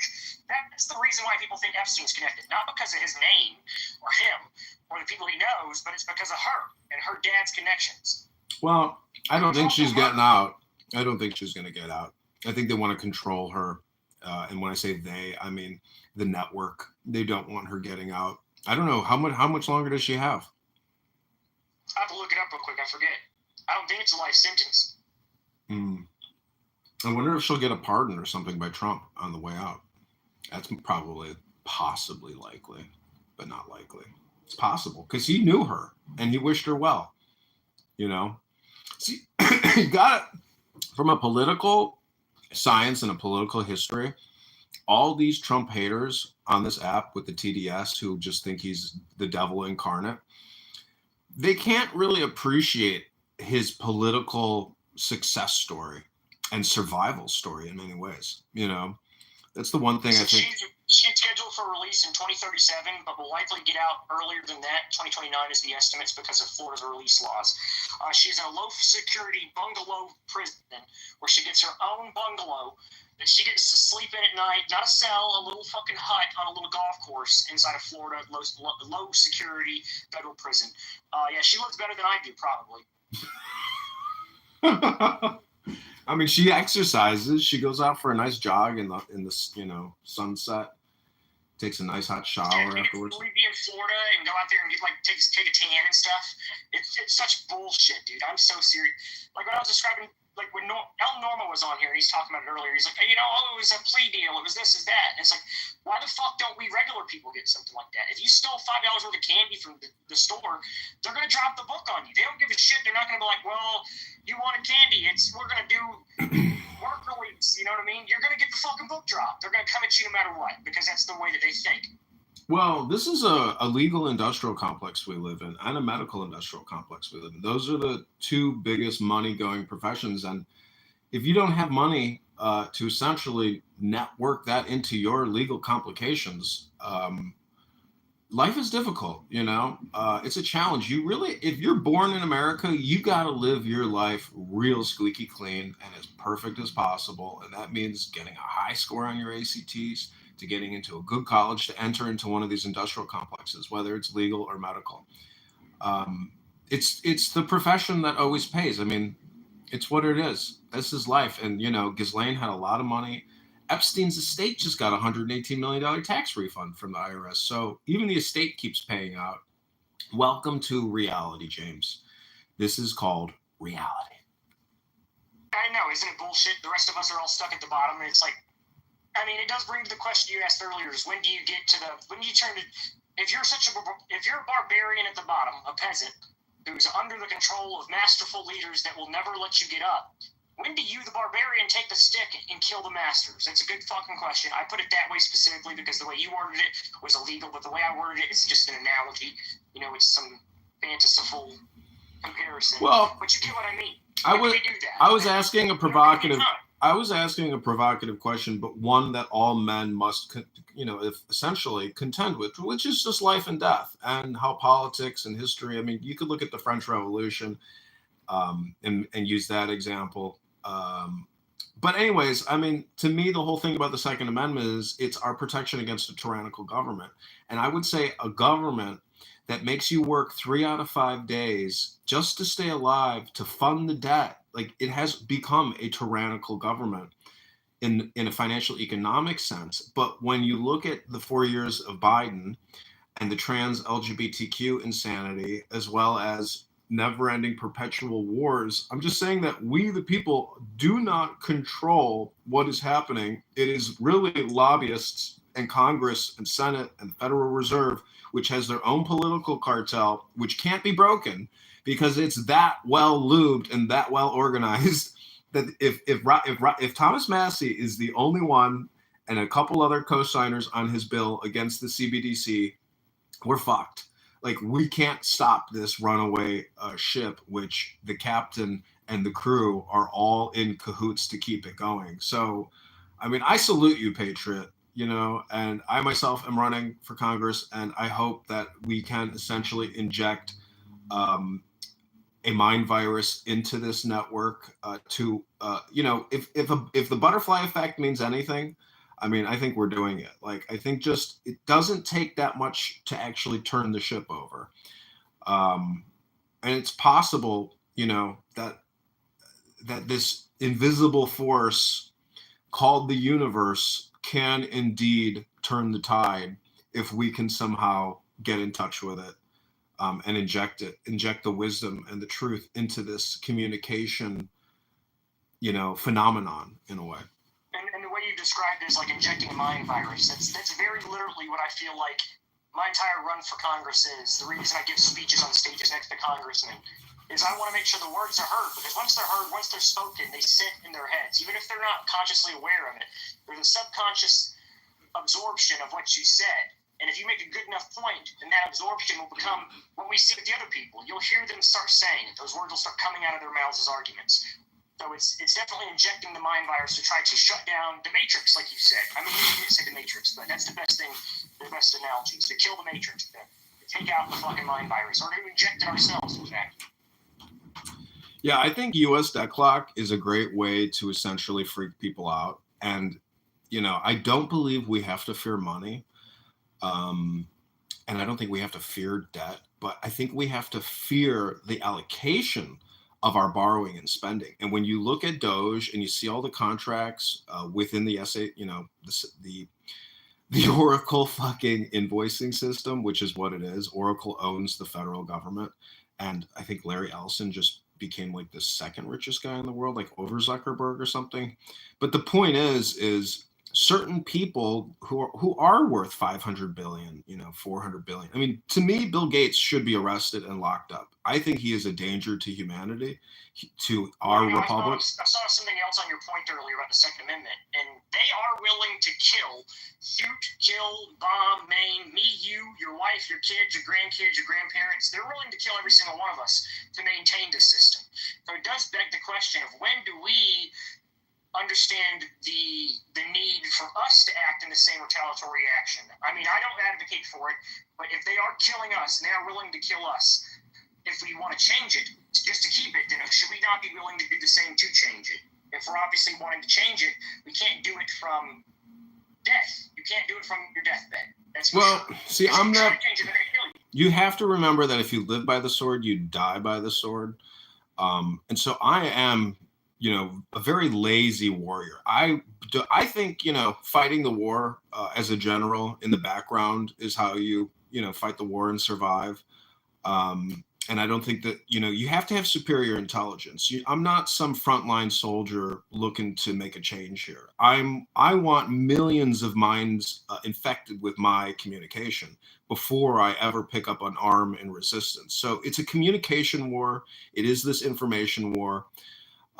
And there's a lot of information to contend with. And as a public speaker, it's your job to do as much compression as possible for the layman to essentially create this political network that can overturn this runaway ship. And we've done it somewhat with MAGA. I mean, it's the reason I have the hat on, even though I've been told I shouldn't probably wear it, especially my criticisms of Trump. But I believe the movement exists outside of it. And another thing with the Second Amendment stuff, when it comes up taking arms, the biggest problem we have would be logistical. Like being a general and having soldiers is okay, but there's no logistical structure that we have to even try to fight them. They have. They have the iron plants, the steel facilities, the manufacturing. We would have to take them over one by one just to be able to be operational. So it would take like a massive structure to launch it in the first place to even try to fight them. I mean, like you said, we are at not just a weekend.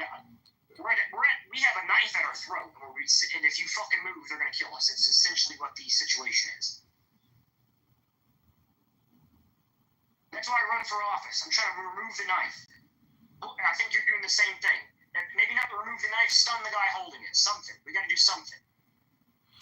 Well, I just think it's like everyone is so lazy. No one is willing to resist. And, the people who do pick up the pen and actually have intelligence and can expose, I think it's just so easy to connect the dots because Open Secrets, the guy I'm running against, Darren LaHood, if you go to Open Secrets, and I filmed videos about his Open Secrets, about how much money he's collected from corporations and from PACs, and you just look at who the donors are and you look at his communication from his office, it's all essentially propaganda for vaccines, for health insurance companies, and those are his main recipients. So the guy straight up told everybody, get vaxxed now or this pandemic will never end and you can't go back to work. That type of insane type of communication, which to me is traitorship, because, if you look at the adverse effects, like all the information is out there. A lot of people are just in total denial and they don't even want to discuss that information. It is what it is. This is a communication war. And, I'm creating content right now, communication, which just a few people will watch. We did get a lot of thumbs up on this communication transmission, but people say to me, they're like, do you even work? I'm like, have you ever run for Congress? Do you know how much communication is required to run for Congress, to even try to break through the shadow banning, through the spam filters? Like, I'm basically labeled as spam. The opposing party is not labeled as spam. It's a tremendous effort to try to break through to the voters online, let alone doing actual in-person events. But my to-do list, I'm going to actually post on Craigslist to try to find local political activists. I don't care if they're Democrats or independents or Republicans, but getting people on the ground to do in-person debates and online town halls to create communication to oppose Darren LaHood in my district. I mean, it's things I'm doing. And it's, the most amazing thing about running is, or really about any job, which is technically a communication job, is you can do it in your underpants in your home office. So all this commute and all this work from home, bullshit, it is what it is. I mean, we're living in the digital age of communication, and most people's jobs are just communication jobs, and they're just fucking secretaries.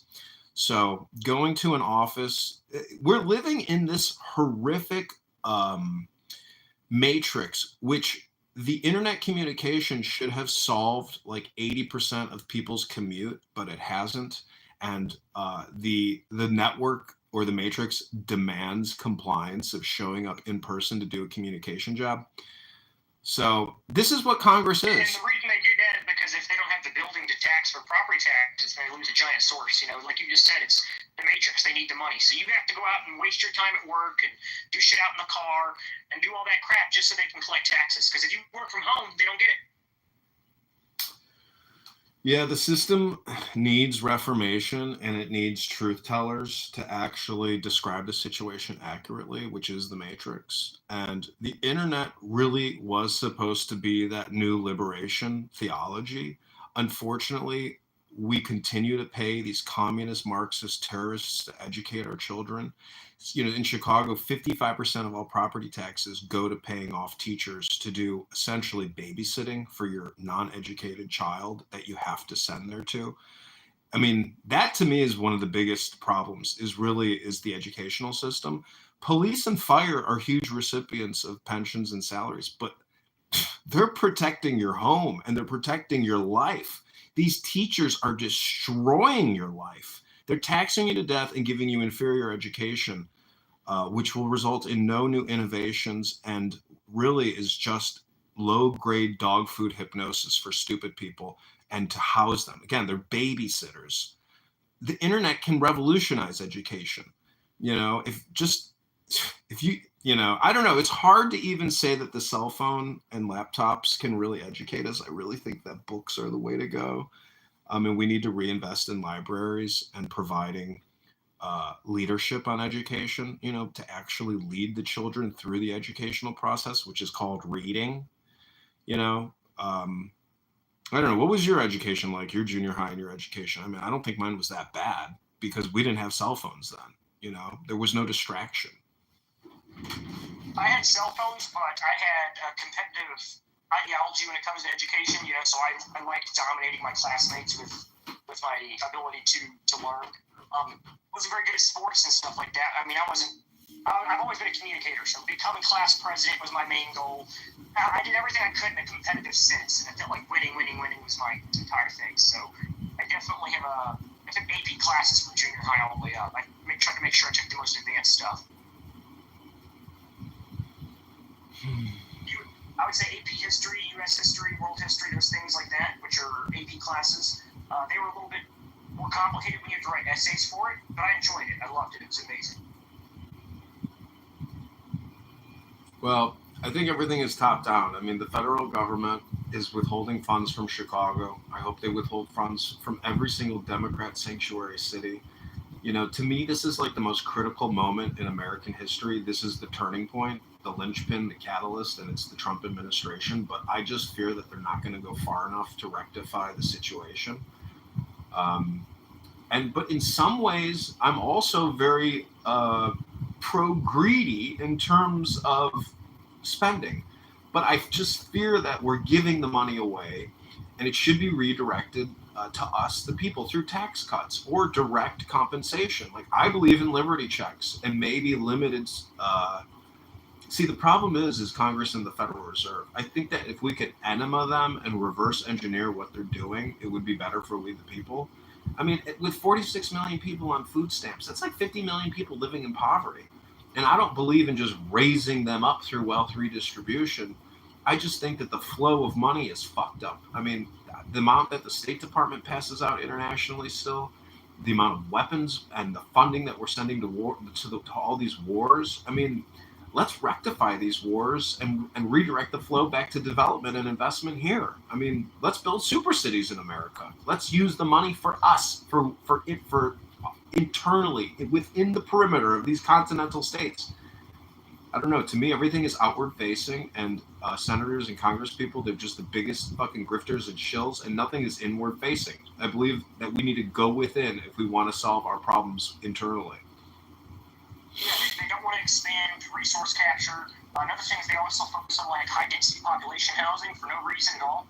When like if we focus our infrastructure and our budget here domestically, like you're saying, we don't have to have apartment complexes that stand 100 feet tall. Expand the city out fucking 10 miles. There's no reason not to. We have fucking billions of dollars to do so. Build single family homes that go out further.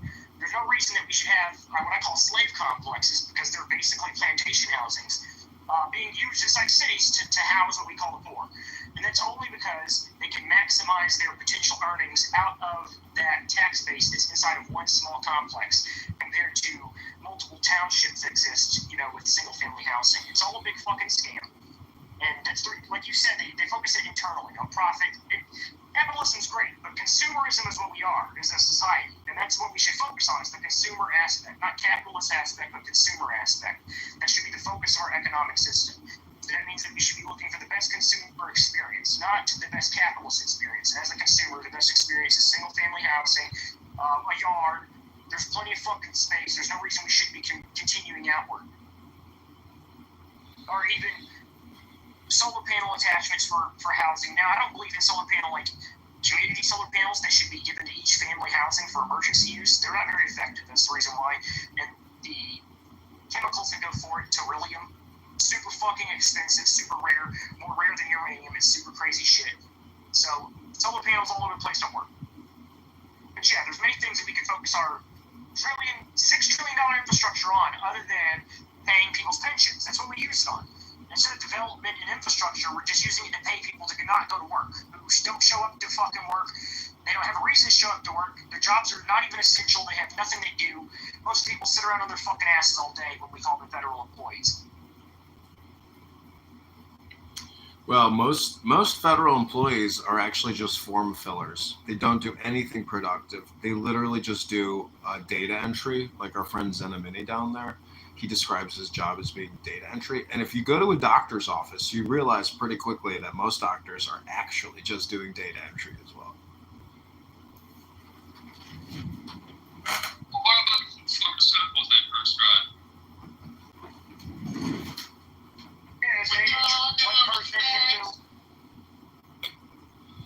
Yeah, I'm willing to. I wouldn't be surprised if on their list when they give a prescription out, they have a little dollar sign so they can see how much they just made on giving you the prescription.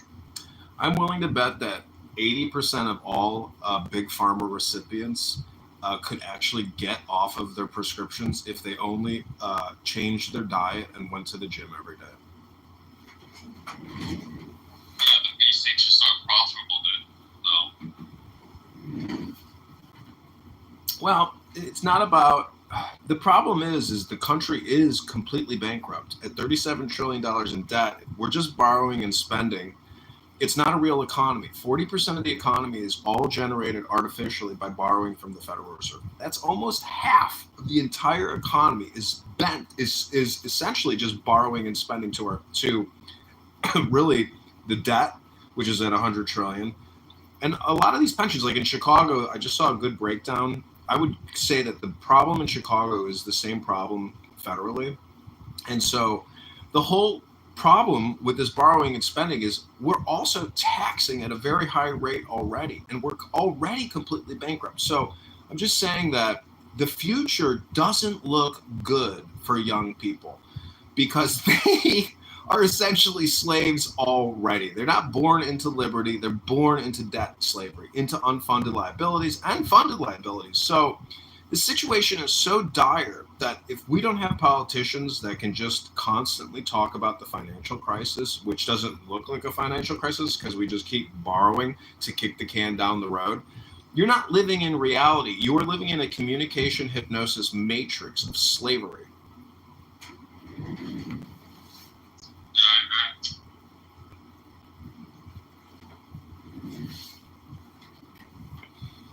So if you have a bank account with $100,000 in it right now, you technically have $0. You really actually need to be a millionaire now. Otherwise, just based on a $75,000 a year income, you will never, ever be able to essentially achieve the good life or the American dream. You will always be a slave.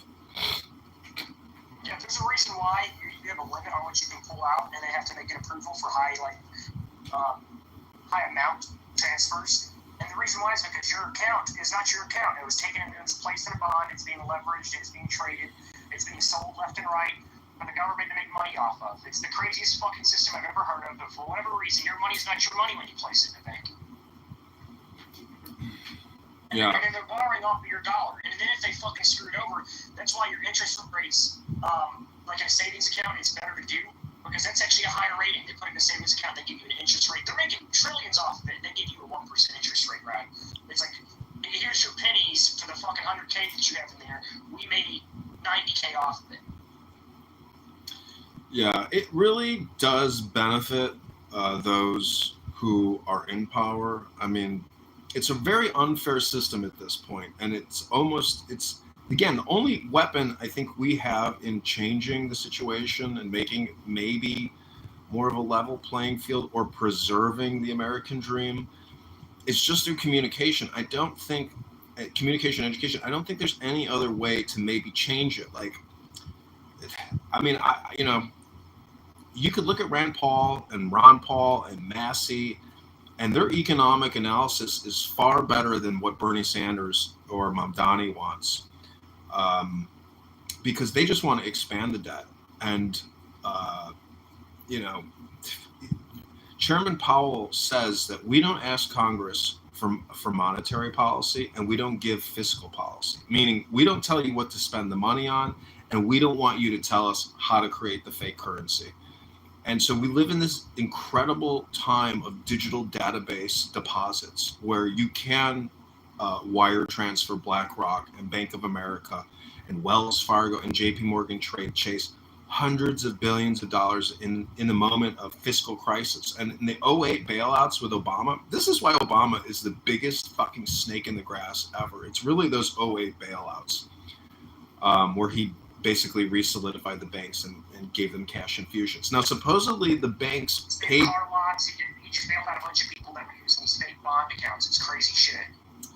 Yeah, there's going to be another financial crisis in this country. The banks have so many derivatives that are essentially unregulated that, you know, what's her face, that stupid bitch Pocahontas, she claims that the cryptocurrency market could create the next fiscal crisis. And you know what? She's probably right. But doesn't mean she's still not a stupid bitch. So the point is accurately describe the situation, and maybe the situation will improve.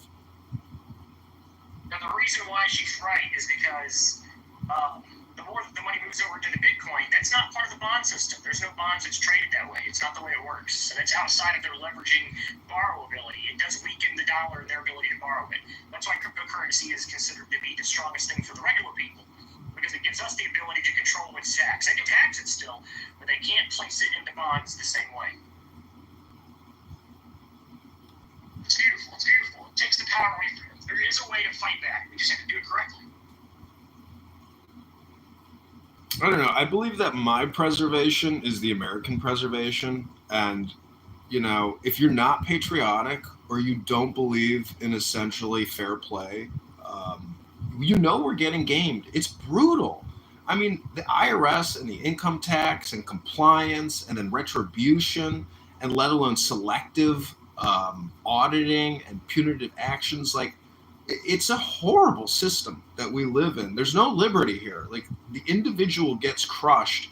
Meanwhile, the corporations and through lawfare, I mean,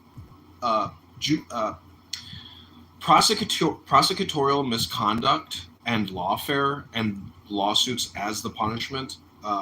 This is why I say Republicans need to really bring down hellfire in the legal system for a lot of the worst offenders over the past, 20 years. And this is the time for Trump and the DOJ to make big moves against a lot of his political opponents. And I don't know why they're not doing it, or maybe they're doing it and they haven't done it yet. Well, I'm going to be honest. From the moment that Donald Trump came down the escalator, while I believed in the movement of MAGA, I did not believe that Donald Trump would be the guy who would get us over the finish line. I did not think it 1 second.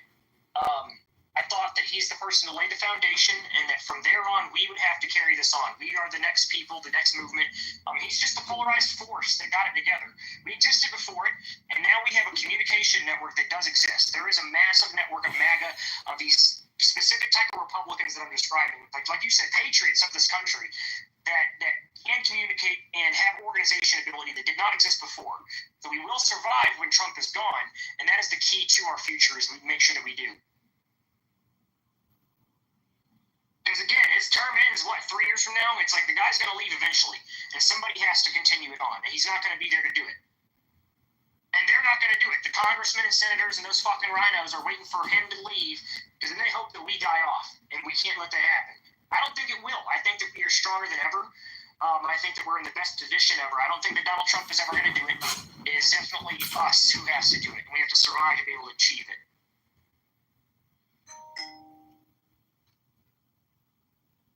Yeah, do you know what the punishments are? 10 years ago. Well, think about 10 years ago. Did you trust the government at all? Maybe 12, 15 years ago, I should say. You didn't trust the government. You didn't trust anything they were saying. Like voting, most people didn't even get out to vote. For some reason, Donald Trump polarized our specific base, this specific group of people, to say, you know what, we're getting involved. And we got involved. We made a coordinated effort. I mean, it's the most powerful group of people I've ever seen in the world. God bless us. Well, I lost all credibility in the government when Barack Hussein Barry Soetoro Obama became president. That's when I realized that we have traitors in this country. We have liars. We have thieves. We have the most despicable people. Keep Obama in president. Thank you. Yeah, that's when I knew that we were really had very weak and fraudulent leadership and deceptive possibly covert espionage in our midst where it wasn't authentic and genuine. Obama really put a fucking sour candy Obama's on goal it. was to fundamentally reshape America. Well, to be honest, we had a defeatist mindset under Obama. We actually thought that it was over, that we had lost. Nobody thought, we're going to come back and fight this. Everybody thought, this is it, we fucking lost. And for some reason, Donald Trump came along and we decided we didn't lose, we're still in this fight. And we've kept it going. We're in 2025 and 2026.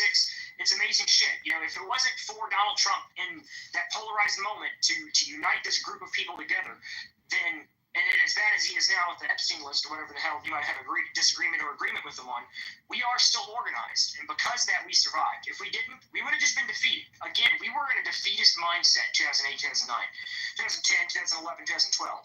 We thought it was over. The game was won. The shadow government is in control. And we came back, and it's inspired a new morale boost that has never existed before. It's amazing. Well, the morale, I think, is there. I mean, it's well organized, but it still seems like a minority based on the numbers. But the amazing thing about minorities and majorities and how they interact together is that there is a union, seen and unseen, you know, between. This is like what the Tao is. I don't know if you've ever read the Tao Te Ching, but it's a very political book. And I think the Democrats, you know, have essentially, the Democrat industrial complex is vast and huge, and it's not going away. So the problem is within the Republican Party is it's actually just a bunch of Democrats pretending to be what they call Republicans, which is the opposite of a Democrat. And unfortunately, there's not a lot of opposites in the Republican Party. They're mostly just sellouts who passively work with the Democrats in terms of budgets and spending allocation. And so, I don't know, it's a good time right now. They just cut three major, funds, PBS, USAID, and I can't remember the third agency that got cut. But well, you're talking about them being a unified party. If you look up the International Democratic Party, you'll find that both of our systems, Republican and Democrats, are part of the International Democratic Party. They are the same party under the International Democratic Party, which is headed in Germany. A bunch of parties are part of it. Labor's part of it. But both the Republicans and the Democrats in our Congress are part of the International Democratic Party. Oh, that seems weird. I didn't know about that. Crazy shit. I know. I teach people a lot of things. I find information. I'm not sure why. But yeah, International Democratic Party is the name. What's weird? I found it weird when I found that Ronald Reagan was part of it. I was like, what the fuck? And that's when I found all the Republicans that were on the list. And it's like, so we're all part of this international party. I don't understand what the fuck this is. And it's headed in Germany. I don't know. That's fine. Nothing wrong with that. well, the cool thing. Neither of them are fine. Not at all. Well, let me ask you this question. A lot of people think the Constitution was written in 1776. My point is, if the now is all important and the now is all there's ever been, the Constitution wasn't written in 1776. It's written now. So if you do want the magic power of America in your back pocket, I would encourage everybody to get a pocket-sized Constitution. Don't you know the everlasting wow is happening right now? Oh. Yeah. The eternal wow is now. I do like that saying that you said. It wasn't written in 1776. It's written now. It is a document. It exists now. It changes now. Yeah, it's kind of funny if you read the Constitution. There's so many holy words in it that it does actually seem like a mystical document. It is mystical. It reminds me of a Roman document.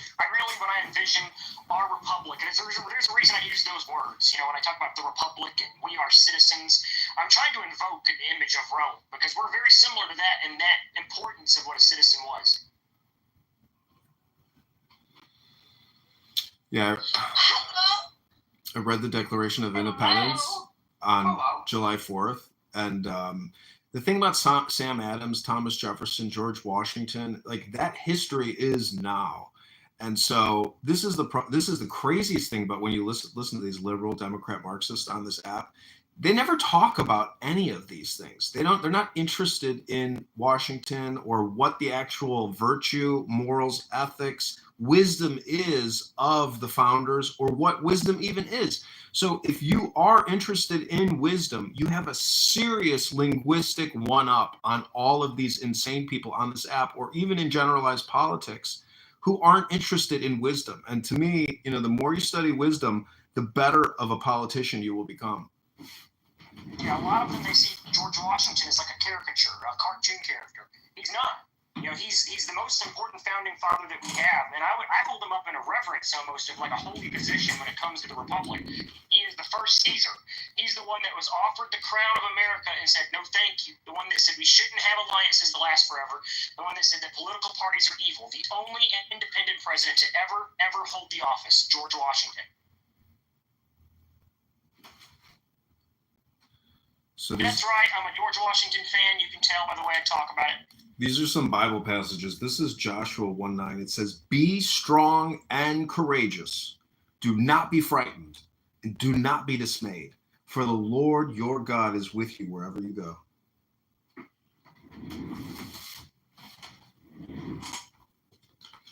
That would be big if true. See, this is neurolinguistic programming, and whether you think it's true or not, it still impacts your brain. This is Romans 12:2. It says, "Do not be conformed to this world, but be transformed by the renewing of your mind, that you may prove what is that good and acceptable and perfect will of God." So I think the more wisdom you have, the greater your will. And your willpower, or your power of will, or what's the Nietzschean expression? Will to power, right? Will to power. Yeah. So if God is power, the more you study God, the greater your political power. That's my opinion.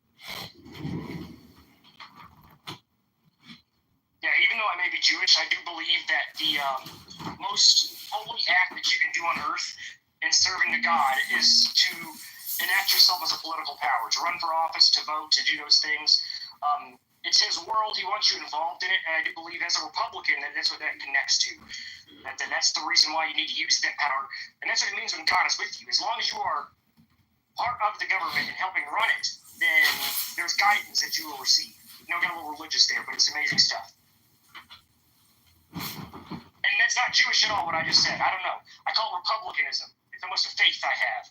So it's like a paladin type faith. It's not a religion. There is a book that kind of like got me, I don't know, it was one of the first books that was given to me in university when I started studying political science. It's called Republicanism from Philippe Petit. It was a very, very good book. I actually have it still here with me. That one plus the Austrian School of Economics have become like my Bible for philosophy. Yes, the book you just named, Republicanism, I've already the name that you said there. That's the one that convinced me that the Republic itself is like a holy structure. There's nothing more connected to God, at least in this sense of duty that you have as a Republic. You're sounding just like a neocon, like all religious crazy, and none of you have to disconnect the religious part. You're sounding a little gay. You have to disconnect the religious part. It's not an actual God. It's not an actual. Christ, James, breathe. None of these guys were religious, is what I wanted to say. And there is no religion in any of these philosophies. Yes, I'm agreeing with what you said there. I'm not saying that is what they have argued. What I'm saying is that serving the church, doing this, doing that, charity, doesn't do the same thing as organizing a government that helps protect from the barbarians on the outside, that helps ensure trade route. They weren't religious, but we should form a religion based upon worshiping No, I'm saying that it is more real than any religion. This is a concrete physical structure that exists and that you should be part of and take care of because it's real. Not because it's some religious thing. Remove all religion that you have. In fact, religion is somewhat in the way, if I'm going to be real. You want to make something dogmatic, something that should be completely organic. I mean, like economics. Economics happens completely organically in voluntary transactions amongst individuals, and that is the most moral thing, to allow people to choose what to do with their possessions, their capital, and whether they are right or wrong, allow them to make mistakes. That's what the free markets are. Let me just quote. There is no like a formula for these things to work. It's just allowing all the pieces of the puzzle to fall into There is a formula. It's the prophet formula. Okay, let me quote the book of James. This is 3:17. James left, but this is what it says in the book of James. It says, the wisdom from above. Yeah, you don't like the Bible, Issa? This is English training for you. This is called wisdom. Well, I hope your date with the lawyer goes well. This is what the book of James says. The wisdom from above is first pure, then peaceable, gentle, open to reason, full of mercy and good fruits, impartial and sincere, and a harvest of righteousness is sown in peace by those who make peace.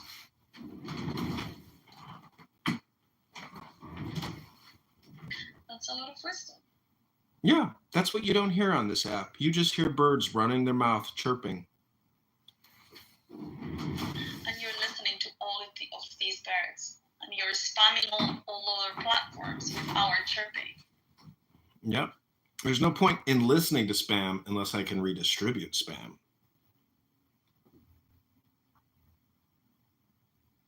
I am pointlessly consuming spam.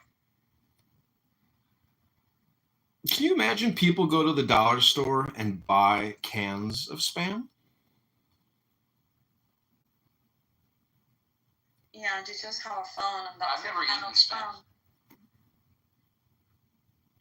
So Issa, what I'm telling you is, if you want to stand a chance with this lawyer, don't go over there and tell him all about your policies and your ideas, opinions, concepts. That relationship will not become fruitful because you're not basing that relationship on peace.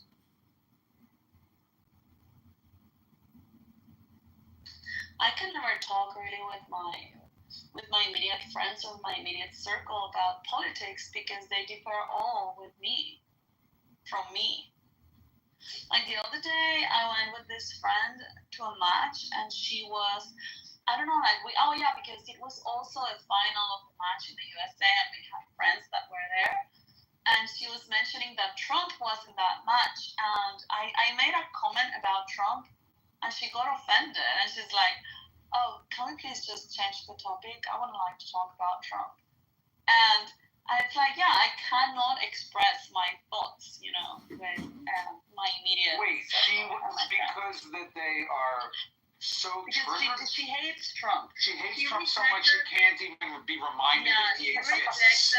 She rejected a job in the U.S. for one of the leagues because Trump is right now president. And oh my God! Quote unquote, what a shame!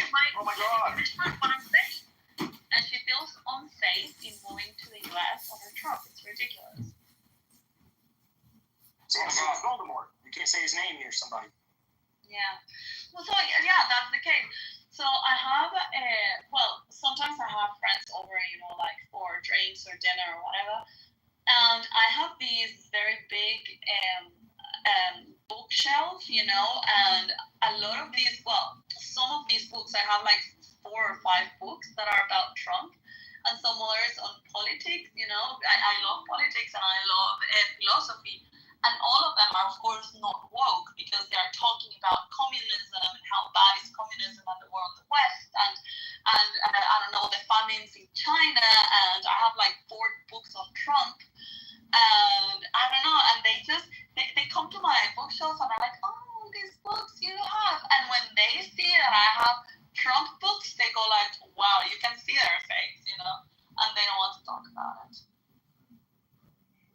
Yeah, my favorite thing very sad. Public with my MAGA hat. I've never had a greater experience than somebody going, I've never seen one in real life. It was hilarious. Yeah, that was the case with a friend of mine. So she came and she was moving to Zurich, and so she crashed at my place for like, I don't know, a week or so while she was looking for her apartment, and that's what she did. And we were in Japan about a year ago, and she was there because she's not the one that is my friend; it's the boyfriend is my friend. But of course I get along very well with the boyfriend, and I was helping her. But we were in Japan, and there was this other guy, also from our friend group, who loves Trump. And I loved being like all the time with him, because I could actually speak about these things.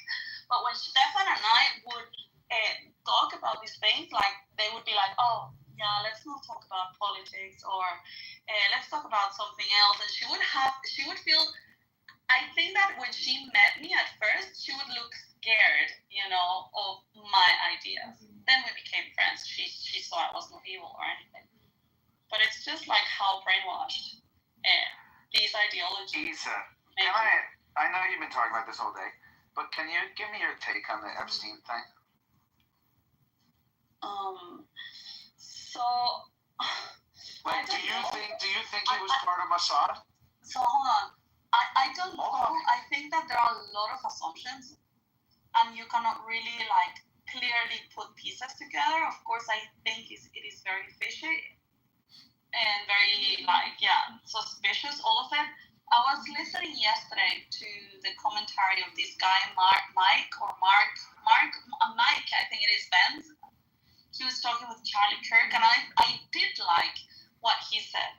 He was saying that he was not directly an intelligence asset, meaning that he was passing through intelligence to the CIA and the Mossad or whatever, although they might have been using him as a financier.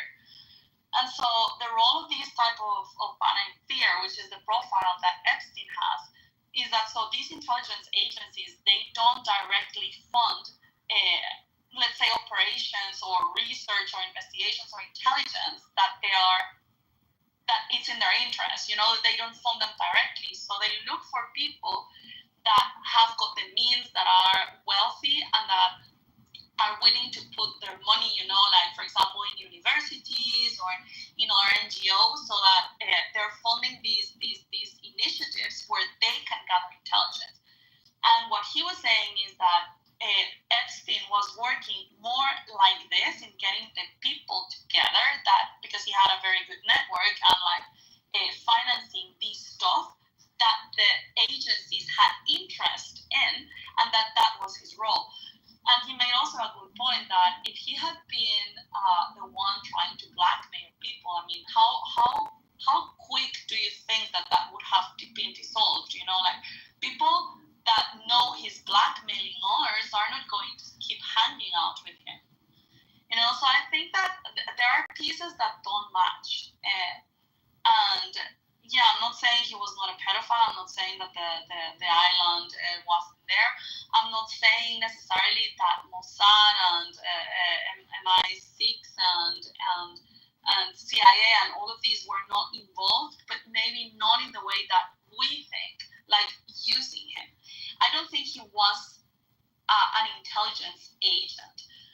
And another thing, just the last thing that goes in my mind is like, how when they catch like a narco and they bring him to, I don't know, let's say the CIA, and then they offer them a deal if they help them with intelligence to bring down like the whole network. I think that is what might have been the case also with Epstein. Like, he was doing his dirty stuff and he was caught and they got stuff on him, and then they were using his activities in order to gather both, I don't know, like knowledge and intelligence on other people, but also on the financial stuff. I don't know. I think it's much, in a way, it's much more complex and more simple at the same time than all these conspiracy theories that people are trying to put together. Also, when you look at the relationship, for example, he had with Israel, he was not receiving money from Israel. He was, in any case, he was funneling money into the guy's campaign, the guy that was prime minister before Netanyahu. So he had interests in Israel just like any other Jew, of like having influence or whatever. And he was financing and helping this guy with his campaign politically. But the money was flowing from Epstein to him, not the other way around. But I don't know, like, of course there are a lot of stuff that are being hidden. It's still fishy. There is some cover up, but I don't want to assume or to be so certain, of or I know Thank you for that. Like everybody else. I think the people who are convinced that Jeffrey Epstein was a Mossad agent, and they're like, they know for a fucking fact. Yeah. I think those people are stupid. Like Tucker and Candace Owens, they are both going completely crazy, like completely asserting that they know he was Mossad, whatever.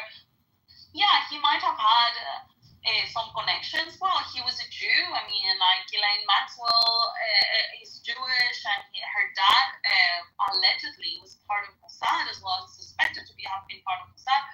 So yeah, of course he will have contacts with Mossad, but maybe not necessarily consciously or like too evident. I don't know.